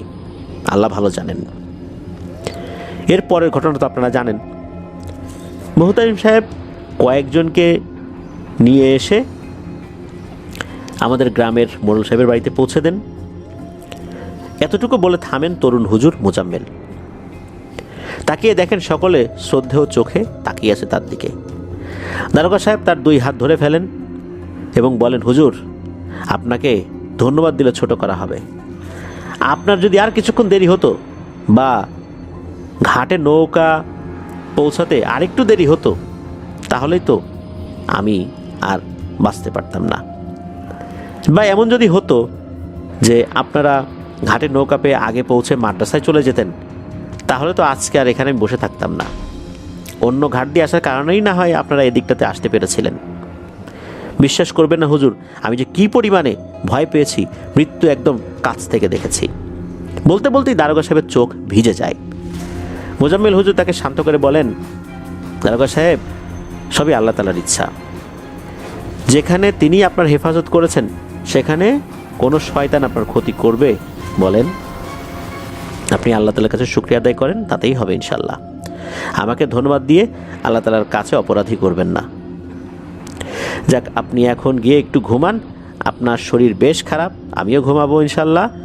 কাল সকালে ওস্তাদজির কথা মতো কাজ শুরু করতে হবে আমাকে। কথা বলে হুজুর উঠে মোড়ল সহ বাকিদের বিদায় নিয়ে মাদ্রাসার উদ্দেশ্যে চলে যান। দারোগা উঠতে যাবেন, তখন মোড়ল বলেন, দারোগা সাহেব, আপনার সাথের পুলিশদের কয়েকজন আজ বিকেলে গ্রামের বিভিন্ন পরিত্যক্ত নির্জন স্থান থেকে বেশ খারাপ অবস্থায় তাদেরকে উদ্ধার করা হয়েছে। সবাইকে সদর হসপিটালে পাঠিয়ে দিয়েছি। আপনি একটু সুস্থ হয়ে দয়া করে ফিরে যান। এইভাবে একের পর এক আপনাদের লোকদের ক্ষতি হলে ব্রিটিশ পুলিশ আমাদের গ্রামে এসে কিন্তু অনেক ঝামেলা করবে। আপনি তো সব জেনে বুঝে দেখে যাচ্ছেন, আপনি তাদেরকে বুঝিয়ে শুনিয়ে বললেন। দারোগা কথার কোনো জবাব না দিয়ে উঠে রুমে চলে যান, যেই রুমে তাকে বিশ্রামের জন্য রাখা হয়েছিল। রাতটা কেটে যায় ঠিকঠাক মতোই। পরদিন ফজরের নামাজের পর মোজাম্মেল হুজুর যেভাবে তার ওস্তাদের দ্বারা নির্দেশপ্রাপ্ত হয়েছিলেন সেই মতো কাজ শুরু করেন। তার সাথে মোহতামিম হুজুর সহ মাদ্রাসার বেশ কয়েকজন হুজুর সাহায্য করেন। মাঝে মাঝে দারোগা তার বাকি কয়েকজন পুলিশ সদস্যকে পাশের বিভিন্ন গ্রাম থেকে উদ্ধার করে থানায় চলে যান, মানে তাদের নিজেদের যে থানা সেখানে চলে যান। এরা কিন্তু বিভিন্ন জায়গায় আশেপাশের গ্রামে কিন্তু ছিল, তাদেরকে হসপিটালে পাঠানো হয়েছিল, আবার সেখান থেকে নিয়ে আসা হয়। তারপর ওনারা একত্র হয়ে থানায় চলে যান। যাওয়ার আগে মোড়লকে বলে যান যে আনসারি হুজুর আসলে যেন তাকে অবশ্যই খবর দেওয়া হয়। এই সমস্যার কোনো স্থায়ী সমাধান না হলে হাট বসানো সম্ভব না। কাজটা যত সহজ ভেবেছিলেন আসলে তত সহজ ছিল না মোজাম্মেল হুজুরের জন্য। প্রথমত, ফল পাড়া হয়নি এমন গাছের ডাল জোগাড় করা বেশ সময় সাপেক্ষ ছিল। তার উপর প্রতিটা ডাল যে পানি দিয়ে উজু করা হবে সেই পানি দিয়ে ভালোভাবে পরিষ্কার করে নিতে সময় তো লেগেছে অনেক। তারপরও ধৈর্য ধরে যত্ন সহকারে তিনি কাজটি করতে থাকেন। সমগ্র মন্দির ও দিঘি সংলগ্ন এলাকায় ডাল পুঁতে দিতে তার প্রায় 9 দিন সময় লেগে যায়। সতর্কতা ও সজাগ দৃষ্টির কারণে এর মাঝে আর কোনো দুর্ঘটনা ঘটেনি আল্লাহর রহমতে। 10 দিনের আরও 2 দিন পার হলে একদিন মাগরিবের ওয়াক্তের একটু আগে গ্রামে এসে উপস্থিত হন আনসারি হুজুর। তিনি পৌঁছেই আগে মোহতামিম সাহেবের মাদ্রাসায় চলে যান। মাগরিবের সালাত আদায় শেষে মোহতামিম সাহেবের কক্ষে বসে মোজাম্মেল হুজুরের কাছ থেকে তার গ্রামে আসার পর থেকে ঘটে যাওয়া সমস্ত ঘটনা শোনেন। এ সময় মোহতামিম হুজুর ও গ্রামের মোড়ল উপস্থিত ছিলেন। সব শুনে একটি দীর্ঘ নিঃশ্বাস ফেলেন আনসারি হুজুর। তারপর বলেন, আপনি হয়তো শুরুতেই আমি নিজে না এসে মোজাম্মেল হুজুরকে পাঠানোতে রাগ করেছেন বা মন খারাপ করেছেন, কটাই স্বাভাবিক, কিন্তু আর একটা কারণ ছিল। মোহতামিম সাহেব আমার মাদ্রাসা এত কষ্ট করে গিয়ে আপনাদের দুর্দশার কথা সব আমাকে বলার পর আমি আমার বিশ্বস্ত অনুচার দ্বারা এই দুর্দশার কারণ জানার চেষ্টা করি। আমি ভেবেছিলাম হয়তো একদল শয়তান অনুসারী জিন এসব ঝামেলা করছে, কিন্তু আমার তথ্য সংগ্রাহক যে জিনেরা এরা অনুসন্ধান করতে গিয়ে দেখে যে আসলে ঘটনাটা কী কারণে হয়েছিল। তবে অনুসন্ধান করতে গিয়ে এরা যখন নিখোঁজ হয়ে যায় তখন আমার সন্দেহ বাড়তে থাকে। তাই আমি আমার একজন প্রিয় জিন বন্ধুর সাথে বিষয়টি নিয়ে আলোচনা করি। জিন সমাজে আমার বন্ধু খুবই সম্মানিত এবং প্রভাবশালী হওয়াতে তিনি এখানে ঘটে যাওয়া সমস্যা সম্পর্কে জানার জন্য তার সুবিশাল এক বাহিনী পাঠিয়ে দেন। অনেক চেষ্টায় এবং গোপন পদ্ধতির মাধ্যমে আমার বন্ধুটি অল্প বিস্তর তথ্য সংগ্রহ করতে সমর্থ হন এবং আমাকে জানান। ওনার কথাতেই আমি বুঝতে পারি যে যতটা না সহজ ভেবেছিলাম এতটা সহজ নয় বিষয়টি। তাই অল্প কিছু সময়ের জন্য দুর্ঘটনা এড়াতে মোজাম্মেল হুজুরকে দিক নির্দেশনা দিয়ে আমি পাঠিয়ে দিই। আলহামদুলিল্লাহ এর মাঝে আর কোনো বড় ক্ষয়ক্ষতি হয়নি, আর আমিও আরও কিছু তথ্য সংগ্রহ করতে সমর্থ হই। এখন আপনাদের মনে প্রশ্ন জাগতে পারে, কী এমন তথ্য আমার দরকার ছিল যার কারণে আমি এতদিন পরে এলাম? এবার সেই কথাই আমি বলবো। এতটুকু বলে থামেন আনসারি হুজুর। একটু পানি পান করে নিয়ে তিনি বলেন, মোজাম্মেল দোয়া দুরুদ পরে ঘরের দরজা জানালা সব বন্ধ করে দাও। মোহতামিম সাহেব আপনি একটু বাইরে গিয়ে সকল ছাত্রদের তাদের ঘরে পাঠিয়ে দিন এবং শিক্ষকদেরকে বলুন তাদের খেয়াল রাখতে। একটু অবাক হলে অল্প সময়ের ভেতরেই মোজাম্মেল হুজুর ও মোহতামিম হুজুর নিজেদের কাজ সেরে ফিরে আসেন। তারা ঘরে এসে বসতেই আনসারি হুজুর নিজে উঠে ঘরের দরজা জানালা বন্ধ করে দেন এবং গ্লাস থেকে হাতে পানি নিয়ে কিছু পরে ফু দিয়ে দরজা জানালা ও ঘরের ভিতরে ছিটিয়ে দেন। তারপর নিজের স্থানে এসে বসে বলতে শুরু করেন। উনি বলা শুরু করছেন, প্রথমেই উপস্থিত সকলের প্রতি অনুরোধ, আমি যতক্ষণ দরজা জানালা খুলতে না বলবো ততক্ষণ কেউ খুলবেন না বা বের হওয়ার চিন্তা ভাবনাও করবেন না, কারণ এখন আমি আপনাদেরকে বেশ কিছু কথা বলবো। আমি চাই না বাইরের কেউ কোনোভাবে সেটা শুনুক। দ্বিতীয়ত, আমি যতক্ষণ বলবো দয়া করে আপনারা চুপচাপ শুনবেন। কোনো প্রশ্ন থাকলে সেটা আমার কথা শেষে করবেন, এর আগে না। এই দুটি বিষয়ে আমি আপনাদের খেয়াল রাখতে অনুরোধ করছি। আনসারি হুজুরের এই কথায় সকলে একটু অস্বস্তি নিয়েই সম্মতি প্রদান করেন। তাদের ইতিবাচক সম্মতি পেয়ে হুজুর বলতে শুরু করেন, শুকরিয়া, এবার শুনুন। আমি আমার এই ক্ষুদ্র জীবনে আল্লাহ তাআলার দয়ায় বিভিন্ন ধরনের শয়তানের অনুসারী জিন এবং মানুষ, এই দুই জাতির বিরুদ্ধেই নিজের স্বল্প জ্ঞান দ্বারা রুখে দাঁড়ানোর চেষ্টা করেছি। মানুষও শয়তানের পূজারী হয়, জিনেরা তো অনেকেই হয়। প্রথম আমাকে অনেক কষ্ট ত্যাগ স্বীকার করতে হয়েছে। ধীরে ধীরে এই পথে চলতে চলতে রব্বুল আলামিনের অশেষ দয়ায় আমি অনেক বড় বড় আলেম, ইনসান এবং জিনেদের সাহায্য সহযোগিতা পেয়েছি। কখনো কখনো এমন অবস্থায় পড়তে হয়েছে যে মনে হয়েছিল এই বুঝি আমার জীবনের শেষ দিন, কিন্তু প্রতিবার আল্লাহ সুবহানাহু ওয়া তাআলার সাহায্য এসেছে এবং সেই খারাপ পরিস্থিতিতে আমি আল্লাহর রহমতে বের হয়ে যেতে সক্ষম হয়েছি। তবে এমন কিছু সময় এসেছিল আমার জীবনে যখন আমার সকল শিক্ষা জ্ঞান কাজে লাগিয়েও আমি সমাধান করতে পারিনি, উল্টো আমাকে কাপুরুষের মতো পালিয়ে আসতে হয়েছে। এমনি এক সমস্যার সমাধান করতে গিয়ে আমি জানতে পারি মুদামির নামের এক জিনের সম্পর্কে। ব্যক্তিগত কারণ আমি সেই ঘটনা আপনাদের বলতে পারছি না, তাই কিছু মনে করবেন না। মুদামির জিন জাতির মাঝে এক ভয়ানক নাম। মানব সমাজে কিছু মানুষ থাকে যারা একই সাথে শক্তিশালী, সকল কাজে পারদর্শী, বুদ্ধিমান, সুকৌশলী যোদ্ধা এবং অসম্ভব সাহসী। জিনেদের মধ্যে এরকম জিন কিন্তু রয়েছে। এখন ভেবে দেখুন, এই ধরনের মানুষ বা জিন যদি সাধারণ যারা আছে সাধারণদের জীবনে ত্রাসের কারণ হয়, তাহলে কি ভয়ানক অবস্থা হতে পারে ভাবতে পারেন? জিন জাতির মধ্যে এমন একটি ত্রাসের নাম মুদামির। মুদামিরের 10 জন ভাই আছে যারা তার আদেশে যে কোনো কাজ করতে দ্বিতীয়বার ভাবে না। মুদামির ও তার ভাইয়েরা সকলে যেমন শারীরিকভাবে প্রচণ্ড শক্তিশালী, সাহসী ও বেপরোয়া, তেমনি তীক্ষ্ণ বুদ্ধিমান ও কৌশলী। যুদ্ধ, দাঙ্গা, জাদুবিদ্যায় তাদের ভয়াবহতা, নৃশংসতা জিনেদের মুখে মুখে আলোচিত হয় এখনও। আমার বন্ধু জিন সুলতানের কাছে শুনেছি শুধুমাত্র সে এবং তার ভাইয়েরা 11 জন মিলে ইবলিশের অনুসারী 250 থেকে 260 জন শক্তিশালী ইফরিতদের একটি গোপন কালো জাদুকর গোষ্ঠীকে তাদের সীমানার উপর দিয়ে চলাচল করার কারণে নৃশংসভাবে খুন করে ফেলে এবং তাদের কাটা মাথা ইবলিশ অনুসারীদের দেখার জন্য নিজেদের সীমানার চিহ্ন স্বরূপ টাঙিয়ে রাখে। এমন আরও অনেক অনেক উদাহরণ আছে, সেসব বলে আমি আপনাদের ভয় বাড়াতে চাই না। তবে এতটুকু বলি, মুদামির নামটি জিনেদের জন্য ভয়ের আর এক নাম। মানুষের সাথে সে কখনো নিজ থেকে কোনো ঝামেলায় জড়ায় না। তবে কোনো মানুষ নিজের অজান্তে হোক বা জেনে হোক যদি তার কোনো ভাইদের কোনো ক্ষতি করে বা চেষ্টা করে, তাহলে মুদামির সেই মানুষকে নরক যন্ত্রণা দিয়ে তিলে তিলে হত্যা করে। এতটুকু বলে একটু থামতে মুহতামির সাহেব প্রশ্ন করেন, হুজুর, আপনি এই মুদামিরের বিষয়ে এত তথ্য কেন দিচ্ছেন যদি একটু বলেন? আপনার কি ধারণা গ্রামের এসব ঘটনায় তার কোনো হাত আছে? আনসারি হুজুর বলেন, এই প্রশ্নের উত্তর দেওয়া আমার জন্য বেশ কঠিন। তবে আমার মনে হয় তার এই সব বিষয়ের সাথে সরাসরি কোনো সম্পর্ক নেই, কারণ সে যদি সরাসরি যুক্ত থাকতো তাহলে এতদিন গ্রামে শুধু মানুষদের কবরই দেখা যেত, মানুষ আর দেখা যেত না। আর যারা জীবিত থাকতো তারা বহুদূর পালিয়ে চলে যেত।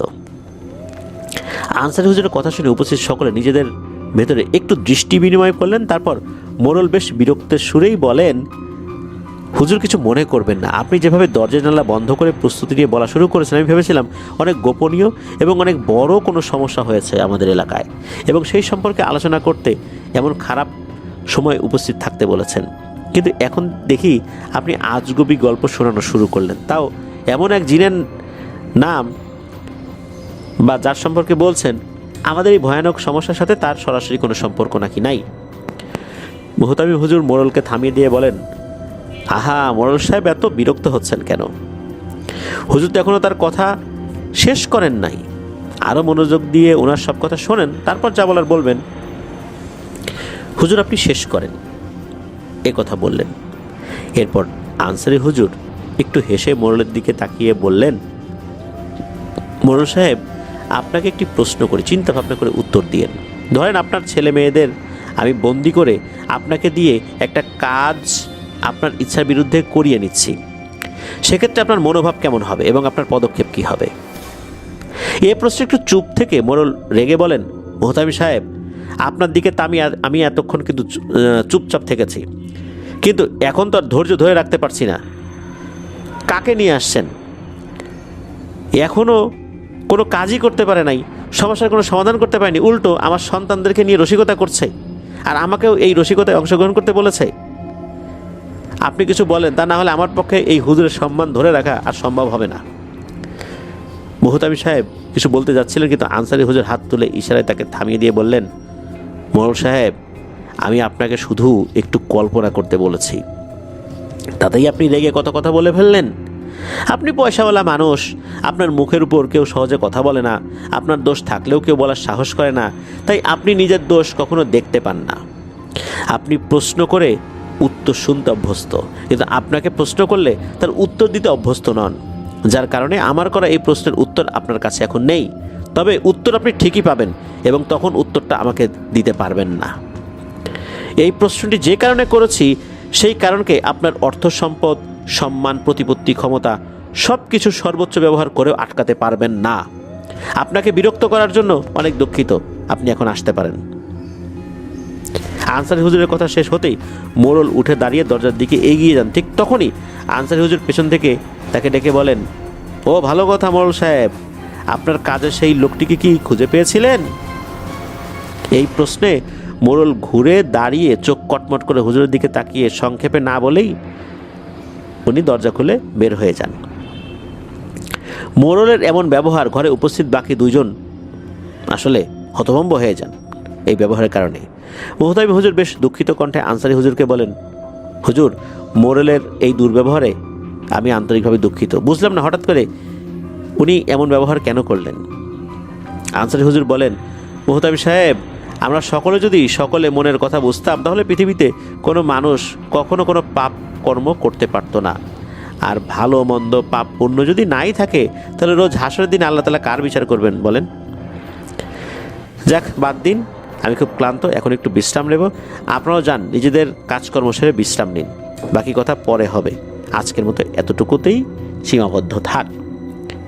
মুহতামিম হুজুর ও মোজাম্মেল হুজুর মনের ভিতরে অনেক প্রশ্ন নিয়েই উঠে সালাম বিনিময় করে চলে যান।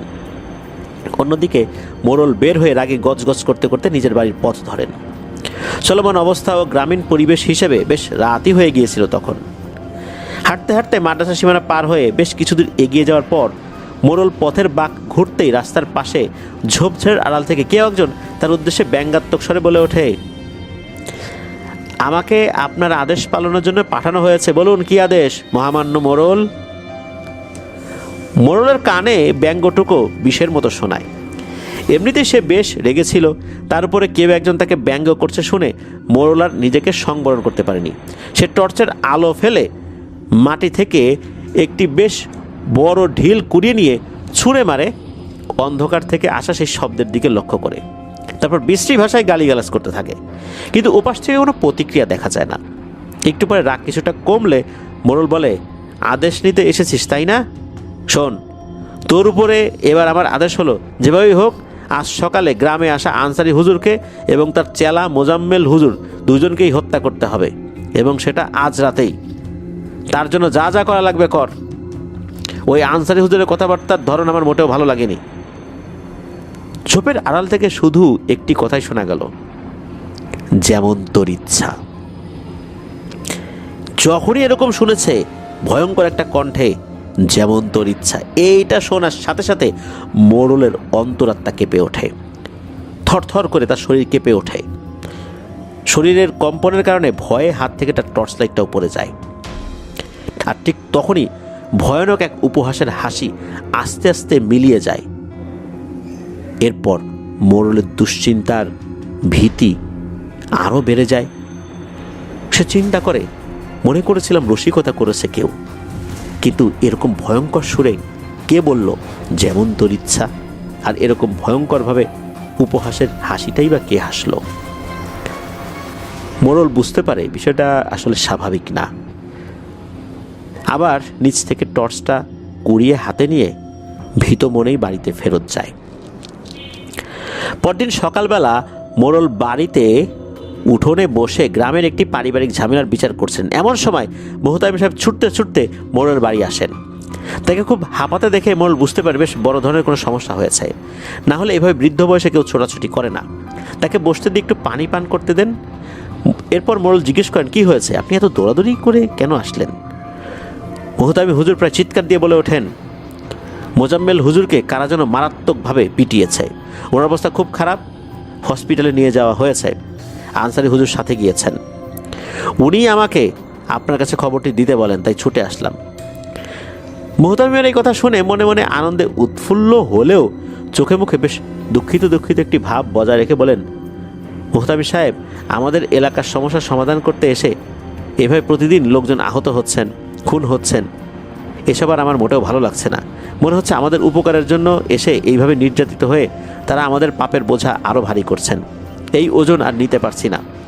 সমস্যার সমাধান হোক বা না হোক, বাইরের কোনো মানুষ এসে নির্যাতনের শিকার হবে, নির্যাতিত নিপীড়িত হবে, সেটা আর চাই না। আপনি সদরে যান, মোজাম্মেল হুজুরকে দেখে আসুন, আর আনসারি হুজুরকে সালাম দিয়ে বলবেন এই বিষয় নিয়ে উনি যেন আর কষ্ট না করেন। দোয়া করতে বলবেন আমাদের জন্য, যাতে আল্লাহ তাআলা এই বিপদ থেকে রক্ষা করার জন্য অন্য কোনো ব্যবস্থা করে দেন। আল্লাহ আমাদেরকে যেন রক্ষা করেন। একটু দাঁড়ান, এই বলে মোড়ল ঘরের ভিতরে চলে যান। একটু পরে বেরিয়ে এসে মোহতামিম হুজুরের হাতে বেশ কিছু টাকা ধরিয়ে দিয়ে বলেন, টাকাটা আনসারি হুজুরের হাত দিয়ে বলবেন মোজাম্মেল হুজুরের চিকিৎসার জন্য আমার পক্ষ থেকে সামান্য কিছু সাহায্য করলাম। আর আনসারি হুজুরের বয়স্ক মানুষ, তাকে বলবেন হাসপাতালে কাজ সেরে তিনি যেন নিজ এলাকায় ফেরত যান। এটা কোনো নির্দেশনা না, অনুরোধ। মোহতামিম হুজুর মোড়লের সাথে কথা শেষ করে হসপিটালের উদ্দেশ্যে রওনা হয়ে যান। তিনি বেরিয়ে যেতেই মোড়ল একই সাথে আনন্দিত ও স্বস্তি বোধ করেন। সেদিন রাতের কথা।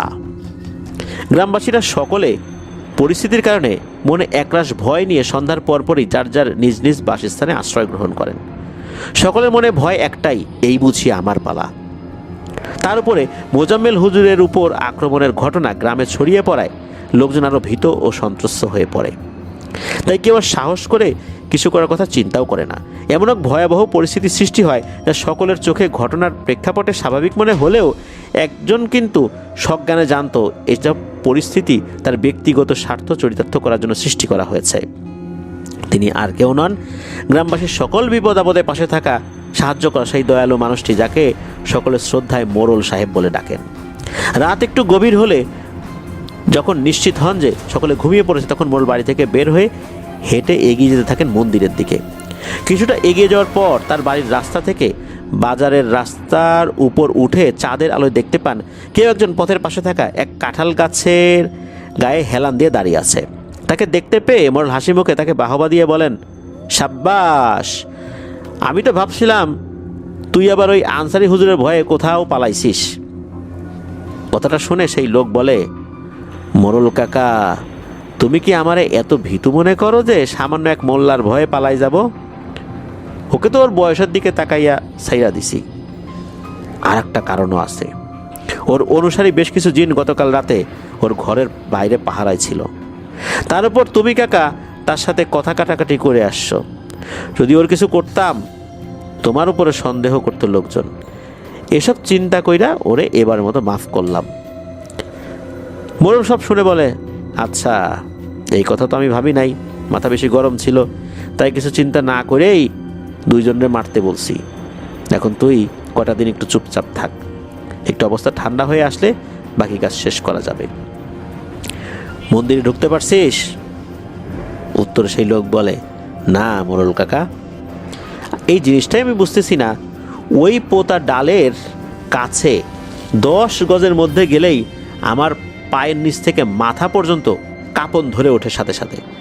মনে হয় আর এক পা সামনে গেলেই আমার মরণ নিশ্চিত। এত বছর ধরে জাদু করতেছি, কত বাঘা বাঘা কবিরাজ আমার জাদুর মোকাবেলা করতে যায় মারা গেল, আর এখন এক জিন পোষা মোল্লার সাগরেদের কয়টা ডাল আমার মাথা ব্যথার কারণ হয়ে দাঁড়াইছে। তবে কাকা তুমি ভাইব না, আগামীকাল অমাবস্যা তিথিতে এই জাদু ভাঙতে আমার কষ্ট হবে না। মোড়ল এই কথা শুনে বলে, যেভাবে দরকার হয় সেভাবে করে তাড়াতাড়ি আবার মন্দিরের ক্ষমতা নিজের হাতে নিয়ে নেয়। দ্রুত নিজের হাতে এই ক্ষমতা নিয়ে আসতে হবে, আর না হয় পরে কিন্তু ভোগা লাগবে। লোকটি উত্তরে বলে, ঠিক আছে। এই বলে নিজের ভাবনায় ডুবে গেল।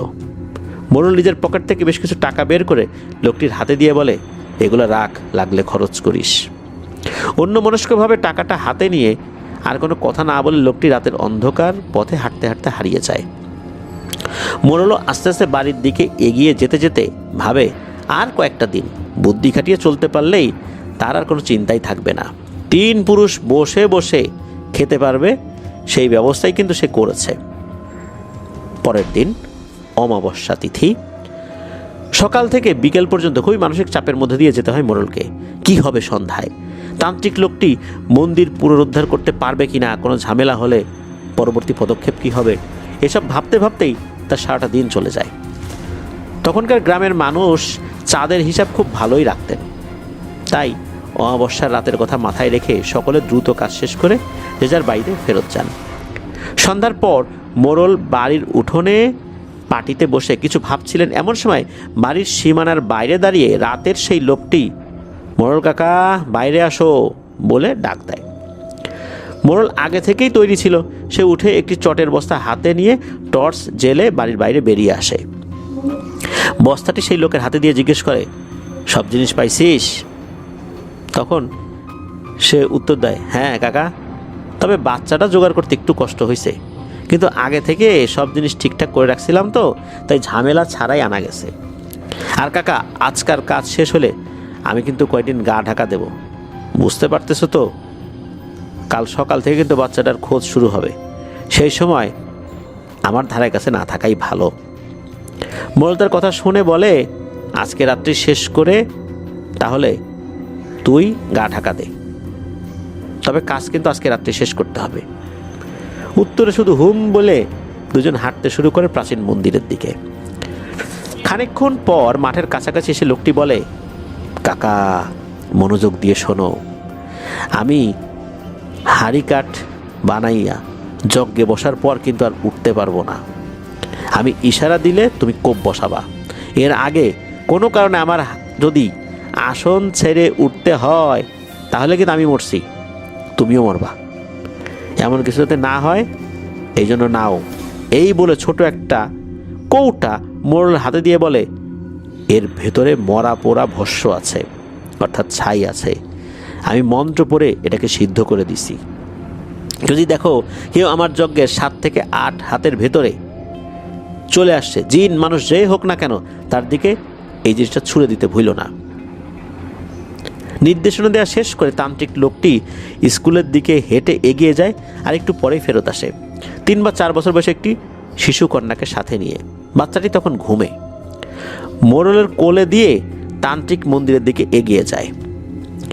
যতটুকু পর্যন্ত তার পক্ষে যাওয়া যায় সে গেল। তারপর শেষ কদম ফেলে তার চারপাশে 8 থেকে 10 ফুটের ব্যাসের একটি বৃত্ত তৈরি করে তার মাঝে যজ্ঞযন্ত্র অঙ্কন করে মাঝে হাড়িকাঠ বসিয়ে দেয়। তারপর নিজে মন্দিরের দিকে মুখ করে হাড়িকাঠ সামনে রেখে আরেকটি যন্ত্র এঁকে ধুনি জেলে বসে।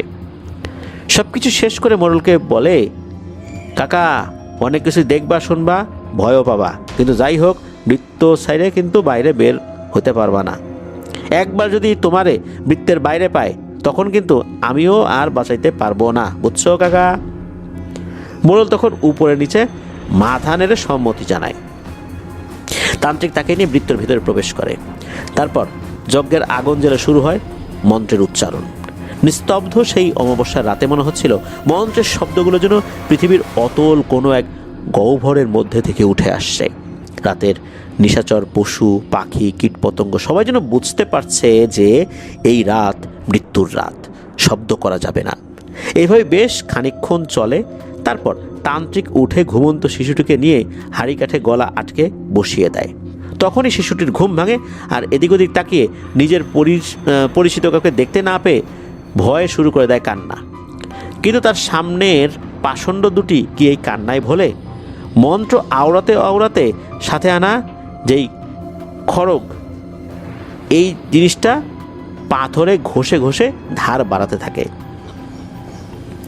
শিশু বাচ্চাটি হয়তো বুঝতে পারে যে তার সামনে মানুষরূপী এই দুটি পিশাচ তাকে আঘাত করবে, তাই মা মা বলে কান্না করতে করতেই নিজের ছোট ছোট 4 হাত পায়ে ধাক্কা দিয়ে সরিয়ে দিতে চেষ্টা করে আর কি। কিন্তু আসলে তো তার গলাটা এই হরিকাঠে আটকানো।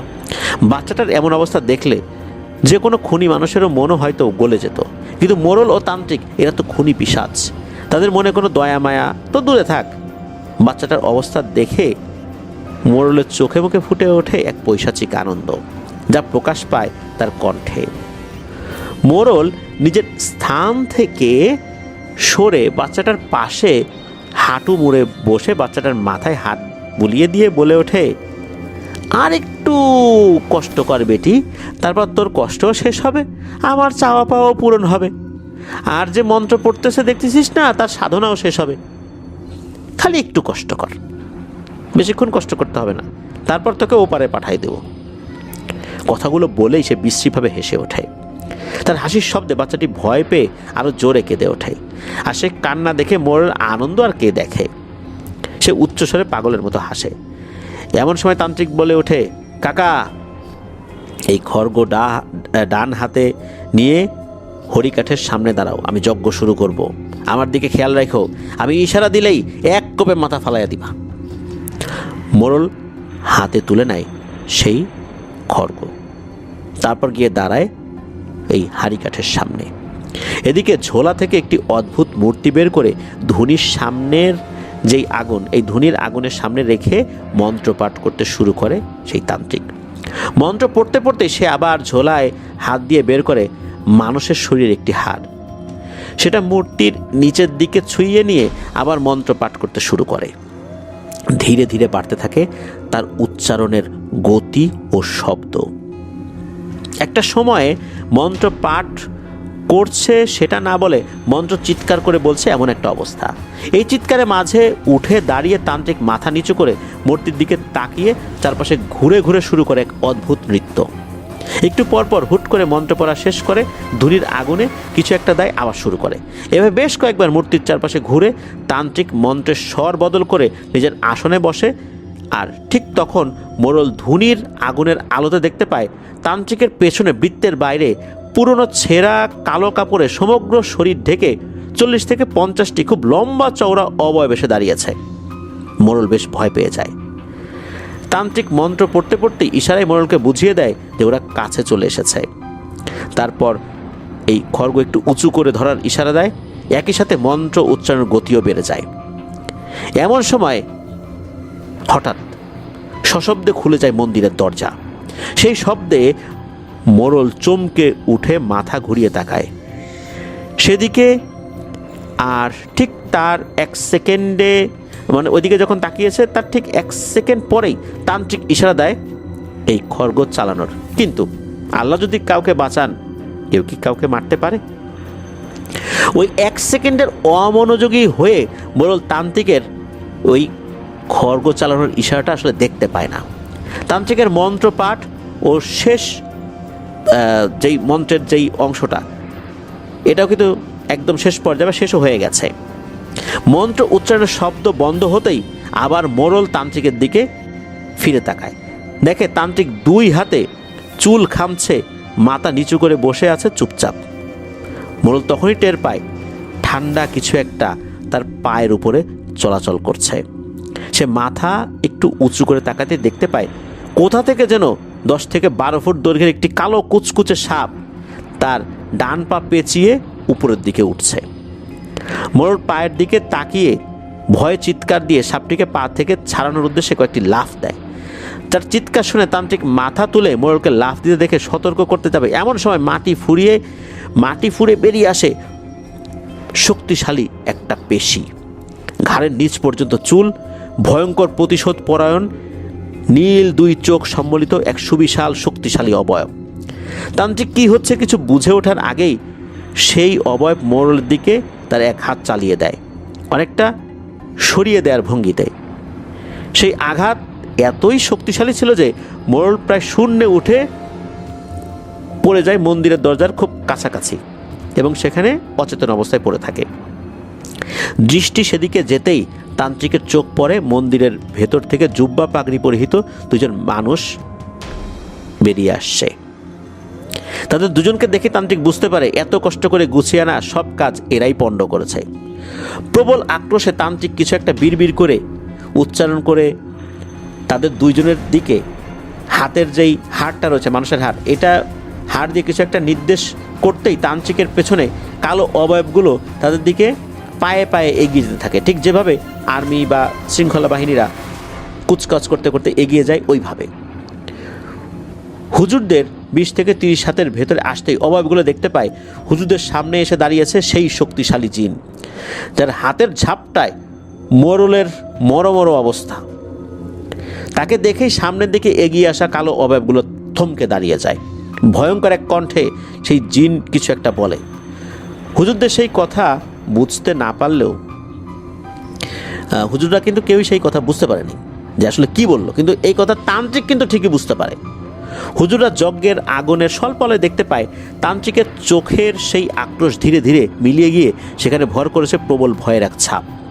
এর মাঝে কালো অবয়বগুলির সামনের সারিতে থাকা 3জন প্রবল বেগে ধেয়ে যায় সেই শক্তিশালী জিনের দিকে, কিন্তু সে খুব অনায়াসেই তাদের দুটোকে 2 হাতের আঘাতে একদম শেষ করে ফেলে বাকি যেগুলো ছিল এদের সামনে এই কয়টাকে মাটির উপর ফেলে দেয়। আর এদের মুখের উপর নিজের এক পা তুলে দাঁড়িয়ে তান্ত্রিকের দিকে তাকিয়ে বলে, মূর্খ ইনসান, তুই এই নিম্ন শ্রেণীর কিছু পোকামাকড় দিয়ে মুদামিরের সাথে লড়তে এসেছিস? এরা তো আবার গর্জনেই অর্ধেক সাফ হয়ে যাবে রে। এই বলে মাটিতে থাকা অবয়বটির মাথায় প্রবল এক লাথি বসিয়ে দেয়। হুজুরদের কাছে মনে হলো মাটি কেঁপে উঠেছে। তান্ত্রিক বুঝতে পারে এর সাথে সে পারবে না। তারপর শেষ চেষ্টা হিসাবে ছাইয়ের কৌটা থেকে ছাই নিয়ে নিজের শরীরে মেখে নেয়। আসলে সেই হুজুর 2জন কে ছিল? এর মধ্যে একজন ছিল আনসারি হুজুর। আনসারি হুজুর এগিয়ে এসে বলেন, তুচ্ছ শয়তানের অনুসারী, তোরা ধোকা দিতে দিতে এমন একটা অবস্থায় এসে পৌঁছেছিস, তোরা মনে করিস যে তোদের থেকে বুদ্ধিমান আর কেউ নাই, তাই না? আরে ছাগল, তুই বাচ্চাটাকে নিয়ে আসতে মোড়লকে দাঁড় করিয়ে যখন গিয়েছিলি তখনই মুদামির ওই কৌটা পরিবর্তন করে দেয়। তোর কৌটায় সাধারণ ছাই ছাড়ার কিছুই নাই রে। এই কথা বলে মুদামিরের দিকে ফিরে বলেন, মুদামির, আমি আমার কথা রেখেছি। আপনার ভাইয়েরা সবাই তান্ত্রিকের বশ থেকে এখন মুক্ত। তবে হঠাৎ করে বশমুক্ত হয়ে একটু অসুস্থ বোধ করছেন সবাই। অল্প সময়ের মধ্যেই ইনশাল্লাহ সুস্থ হয়ে যাবে। আশা করব আপনিও আপনার কথা রাখবেন, আর কথা মতো তান্ত্রিক আপনার রইল। এই কথা বলে মোজাম্মেল হুজুরকে মোড়লকে তুলে নিতে বলে আনসারি হুজুর সেই বাচ্চাটাকে হাড়িকাঠ থেকে মুক্ত করে কোলে তুলে নিয়ে হাঁটতে শুরু করেন। পেছন থেকে আকুল মিনতি শোনা যায় তান্ত্রিকের, হুজুর আমারে রেখে যায়েন না, আমারে নিয়ে যান হুজুর। কিন্তু হুজুরকে আর পিছনে ফিরে তাকান। হাঁটতে হাঁটতে মসজিদের কাছে এসে মোজাম্মেল হুজুর বলেন, এই মোড়লকেও রেখে আসা উচিত ছিল না হুজুর? প্রশ্নের উত্তর আসে মসজিদের দরজার দিক থেকে। মোজাম্মেল হুজুর দেখতে পান মসজিদের ভেতর থেকে বেরিয়ে আসছেন 3-4 জন মানুষ। কাছে আসতেই চিনলেন মুহতামিম হুজুর, দারোগা এবং 2 জন সিপাহী। তাদের চেহারা দৃষ্টিগোচর হলে মোজাম্মেল হুজুর দেখেন ভয় তাদের মুখ প্রায় রক্তবর্ণ। দারোগা বলেন, মোড়লের ব্যাপারে আমার পাঠানো, অর্থাৎ প্রথম দিকে পাঠানো 2 জন সিপাহী আমাকে অনেক কিছুই বলে, কিন্তু প্রমাণ ছাড়া কীভাবে যে ধরবো বুঝতে না পেরে নিজেই এসেছিলাম, আর মরতে মরতে আল্লাহর রহমতে বাঁচছি। তারপর আজকে সকালে আনসারি হুজুরের চিঠি পেয়ে দেরি না করে রওনা দেই। মুহতামিম হুজুর আনসারি হুজুরকে জানালে তিনি গ্রামে আসার আগেই বেশ অনেক আগেই এই বিষয়ে আমার সাথে যোগাযোগ করেন, তাই ওনার পরামর্শ মোতাবেক মোড়লের কাজের লোকটাকে গোপনে খুঁজে বের করার চেষ্টা করি। আর তখনই জানতে পারি লোকটার কিছু কালো জাদুর জ্ঞান রয়েছে। আনসারি হুজুর আমার তথ্যের উপর নির্ভর করে ওনার বাকি কার্যক্রম পরিচালনা করেন। অচেতন মোড়লের হাত বেঁধে সেই রাতেই ট্রলারে চেপে দারোগা সেপাই সমেত চলে যান। বাচ্চাটার পরিবারের কাছে আসলে পৌঁছে দেবে কি না জিজ্ঞেস করলে আনসারি হুজুর বলেন, না না, এটা আমিই পারবো, আপনাদের কষ্ট করতে হবে না। অর্থাৎ পুলিশদেরকে আর কষ্ট করতে নিষেধ করেন, এনারা এটা করে দেবেন। দারোগা তো দলবল চলে গেলে মাদ্রাসায় এসে ঘুমন্ত শিশুটিকে শুইয়ে দিয়ে হুজুরগণ কিছুক্ষণ বিশ্রাম নিতে বসেন। মুহতামিম হুজুর তখন জিজ্ঞেস করেন, আনসারি হুজুর, আপনি কি জানতেন যে আজকে রাতেই মোড়ল এবং তার তান্ত্রিক কাজ শেষ করার চেষ্টা করবে? আনসারি হুজুর বলেন, ও ভাই, আমি কীভাবে ভবিষ্যৎ জানবো? এগুলো মনে করাও গুনাহের কাজ। মুহতামিম হুজুর আবার জিজ্ঞেস করেন, তাহলে কি আপনি জিন মারফত জেনেছেন? আনসারি হুজুর এবার একটু রাগত স্বরেই বলেন, ভাই, মনে হয় রাতের ভয়গুলো আপনার মাথায় কোনো সমস্যা করেছে। ইনসান রাব্বুল আলামিনের সৃষ্টির সেরা সৃষ্টি, আর সেই সৃষ্টি হয়ে আমি অন্য কারো সাহায্য নেয়ার কথা শুরুতেই মাথায় নেই না। একটু বুদ্ধি খাটিয়ে তান্ত্রিক আর মোড়লকে আজ রাতে আসতে বাধ্য করেছি। দয়া করে এই বিষয়ে আর কোনো প্রশ্ন করবেন না। আমি মুদামিরের কাছে প্রতিজ্ঞাবদ্ধ কিছু প্রকাশ করতে পারবো না। যদি কোনোদিন তিনি অনুমতি দেন তাহলে সব বুঝিয়ে বলবো, না হয় মাফ করে দিয়েন, কারণ অনেক কিছু আসলে গোপন রাখা হয়েছে। তবে আগামী জুম্মাবার আমার মাদ্রাসায় উপস্থিত থাকলে ইনশাল্লাহ আপনাদের অনেকগুলো প্রশ্নের উত্তর দিতে পারবো বলে আশা করি। এই বলে আনসারি হুজুর শেষ করেন তার জীবনের খুবই গুরুত্বপূর্ণ একটি অভিযান।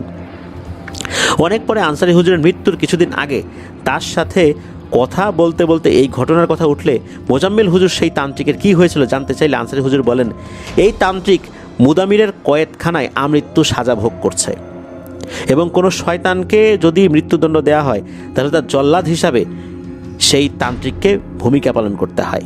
অর্থাৎ এই মুদামির যদি কাউকে ধরে নিয়ে আসে তাহলে এই তান্ত্রিককে বলে যে এটার কল্লা ফেলে দাও, সে জল্লাদ হিসাবে ভূমিকা পালন করে।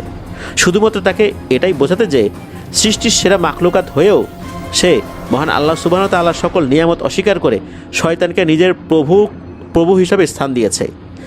আর সে যাদেরকে প্রভু মনে করত এদেরকেই সে নিজের হাতে কতল করছে। তাহলে তার প্রভুরা কতটা দুর্বল, এটা বোঝানোর জন্যই তাকে জল্লাদ হিসাবে নিযুক্ত করা হয়েছে। এটাই তার শাস্তি। পরবর্তী জুম্মাবার মুহতামিম হুজুর কোনো একটা কারণে যেতে পারেননি, তবে মোজাম্মেল হুজুর ছিলেন এবং তার ভাষ্যমতে এরপরে অনেক কাজ তিনি করেছিলেন, কিন্তু মুদামিরের কাজের জন্য সেই জুম্মার দিন রাতে যে পারিশ্রমিক পেয়েছিলেন তার সারা জীবনের অর্জিত পারিশ্রমিকের কাছে একদমই তুচ্ছ আর কি। মানে যে পারিশ্রমিকটা উনি পেয়েছিলেন তা সারা জীবন যা অর্জন করছেন ওই পারিশ্রমিক অর্থাৎ মুদামিরের কাছ থেকে যেটা পেয়েছেন এটা অনেক অনেক বেশি, আর তার সারা জীবনের পারিশ্রমিক সেটা অনেক তুচ্ছ। সেই পারিশ্রমিক ছিল এক সময় সমগ্র জিন জাতির ত্রাস মুদামির এবং তার 10 ভাইয়ের ইসলাম ধর্ম গ্রহণের একজন প্রত্যক্ষ সাক্ষী হিসাবে থাকা, যে আমি সাক্ষ্য দিচ্ছি তারা ইসলাম ধর্ম গ্রহণ করেছে। মোজাম্মেল হুজুরের জীবদ্দশায় অন্য একটি কাজে বহু বছর পরে মুদামিরের একজন ভাইয়ের সাহায্য নিতে হয় তাকে। তখন হুজুর জানতে পারেন মুদামির তখনও ত্রাসের রাজত্ব কায়েম করে যাচ্ছে, তবে জিন বা ইনসানদের বিপক্ষে নয়, বরং একজন সাচ্চা মুসলিম হিসাবে শয়তানদের বিরুদ্ধে প্রত্যক্ষভাবে তার ধ্বংসলীলা চালাচ্ছে এবং আমৃত্যু চলবে তার এই ধ্বংসলীলা শয়তানদের বিরুদ্ধে। এই প্রতিজ্ঞায় সে অটল এবং অনড়, কারণ সে যেই কৌশল, যে বুদ্ধিমত্তা এবং যুদ্ধ করার জ্ঞান অর্জন করেছে সেটা তো কাজে লাগাতে হবে, আর সে কাজে লাগাচ্ছে অশুভ শক্তির বিপরীতে। একসময় যে অশুভ শক্তির চর্চা করত সেই অশুভ শক্তির বিনাশকারক হিসাবে এক পাহাড়ের মতো হয়ে দাঁড়িয়ে গিয়েছে, অটল এক পাহাড়ের মতো, কারণ তার নাম মুদামির, তার নাম ধ্বংস। এই ছিল মোজাম্মেল হুজুরের একমাত্র মেয়ের ছোট ছেলে অর্থাৎ মোজাম্মেল হুজুরের নাতি আবদুল্লাহ আল নোমান আঙ্কেলের কাছ থেকে সংগৃহীত ঘটনা। তিনি চট্টগ্রামে একটি প্রতিষ্ঠিত C&F কোম্পানির প্রতিষ্ঠাতা ও ম্যানেজিং ডিরেক্টর হিসেবে কর্মরত। খুবই ব্যস্ত মানুষ, তা সত্ত্বেও সময় পেলে অনেক অল্প বয়সী লোকদের সাথেও কিন্তু গল্প করতে ভালোবাসেন। প্রিয় লিসেনার্স, এই ঘটনার বেশ কিছু বিষয় উনি ভুলে গেছেন, এটা উনি জানিয়েছেন, সব বিষয় ওনার মনে নাই। তবে এতটুকু বোঝা যায় যে এই যে মন্দিরের যেই ব্যাপারটা, এই ব্যাপারটা মূলত ওই তান্ত্রিকের মাধ্যমে এই মুদামিরের কোনো একজন ভাইকে বন্দি করেছিল, এক বা একাধিক ভাইকে বন্দি করেছিল বলে অনুমান করা হয়, বা এরকমই হয়েছিল। আর মুদামিরকে গোলাম বানানোর জন্য তান্ত্রিক কিছু কাজ করে যাচ্ছিল, আর এই কাজের জন্য বেশ কিছু শয়তানের অনুসারী জিনদেরকেও সে সাহায্য হিসাবে নিয়েছিল। আর এইভাবেই ওই গ্রামে এক ত্রাসের রাজত্ব কায়েম করে একের পর এক বলি হিসাবে নিয়ে যাচ্ছিল মানুষদেরকে। এটাই ছিল ঘটনা। মুদামিরের পরবর্তী আর কোনো ঘটনা পাবো কিনা জানি না। মুদামির সম্পর্কে আসলে আমাদের অজানাই ছিল। এক সাক্ষাৎ মৃত্যুদূত যে হয়ে যায় পরবর্তীতে মানুষ এবং জিনের রক্ষা কবচ।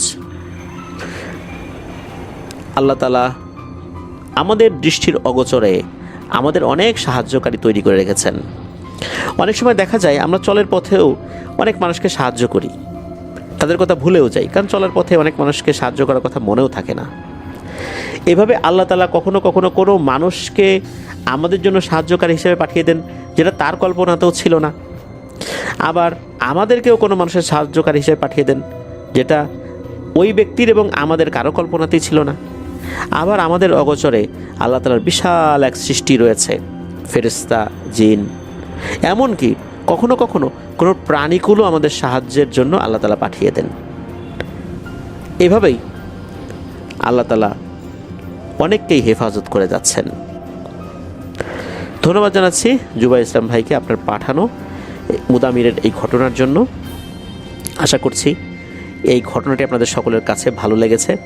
প্রিয় লিসেনার্স, ঘটনার মধ্যে আবারও একটা মেসেজ আমরা পেলাম, সেটা হচ্ছে যে যারা সৃষ্টিকর্তাকে উপাস্য হিসাবে গ্রহণ না করে শয়তানকে উপাস্য হিসাবে গ্রহণ করবে, তাদের পরিণতি কখনোই ভালো হয় না।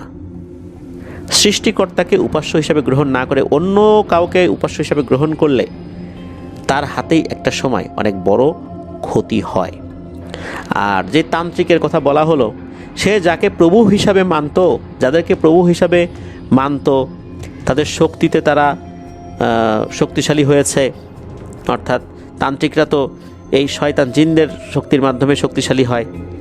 সেই শয়তান জিনদেরকেই যখন শিরোচ্ছেদ করার দায়িত্ব এসে পড়ে, তাহলে বোঝা যায় যে কাকে সে এতদিন উপাস্য হিসাবে গ্রহণ করেছে।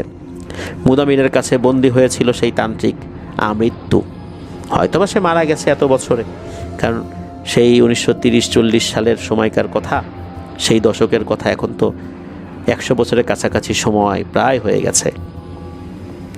প্রিয় লিসেনার্স, আমরা যে যার ধর্মেই রয়েছি না কেন, আমরা আমাদের প্রভুর উপাসনা করতে যেন পিছপা না হই। আমাদের প্রভু ছাড়া অন্য কারো বা অন্য কাউকে আমরা উপাস্য হিসাবে গ্রহণ করব না। এতেই রয়েছে শান্তি, শারীরিক শান্তি, মানসিক শান্তি, ইহকালীন শান্তি, পরকালীন শান্তি। আল্লাহ আমাদেরকে বোঝার তৌফিক দান করুন।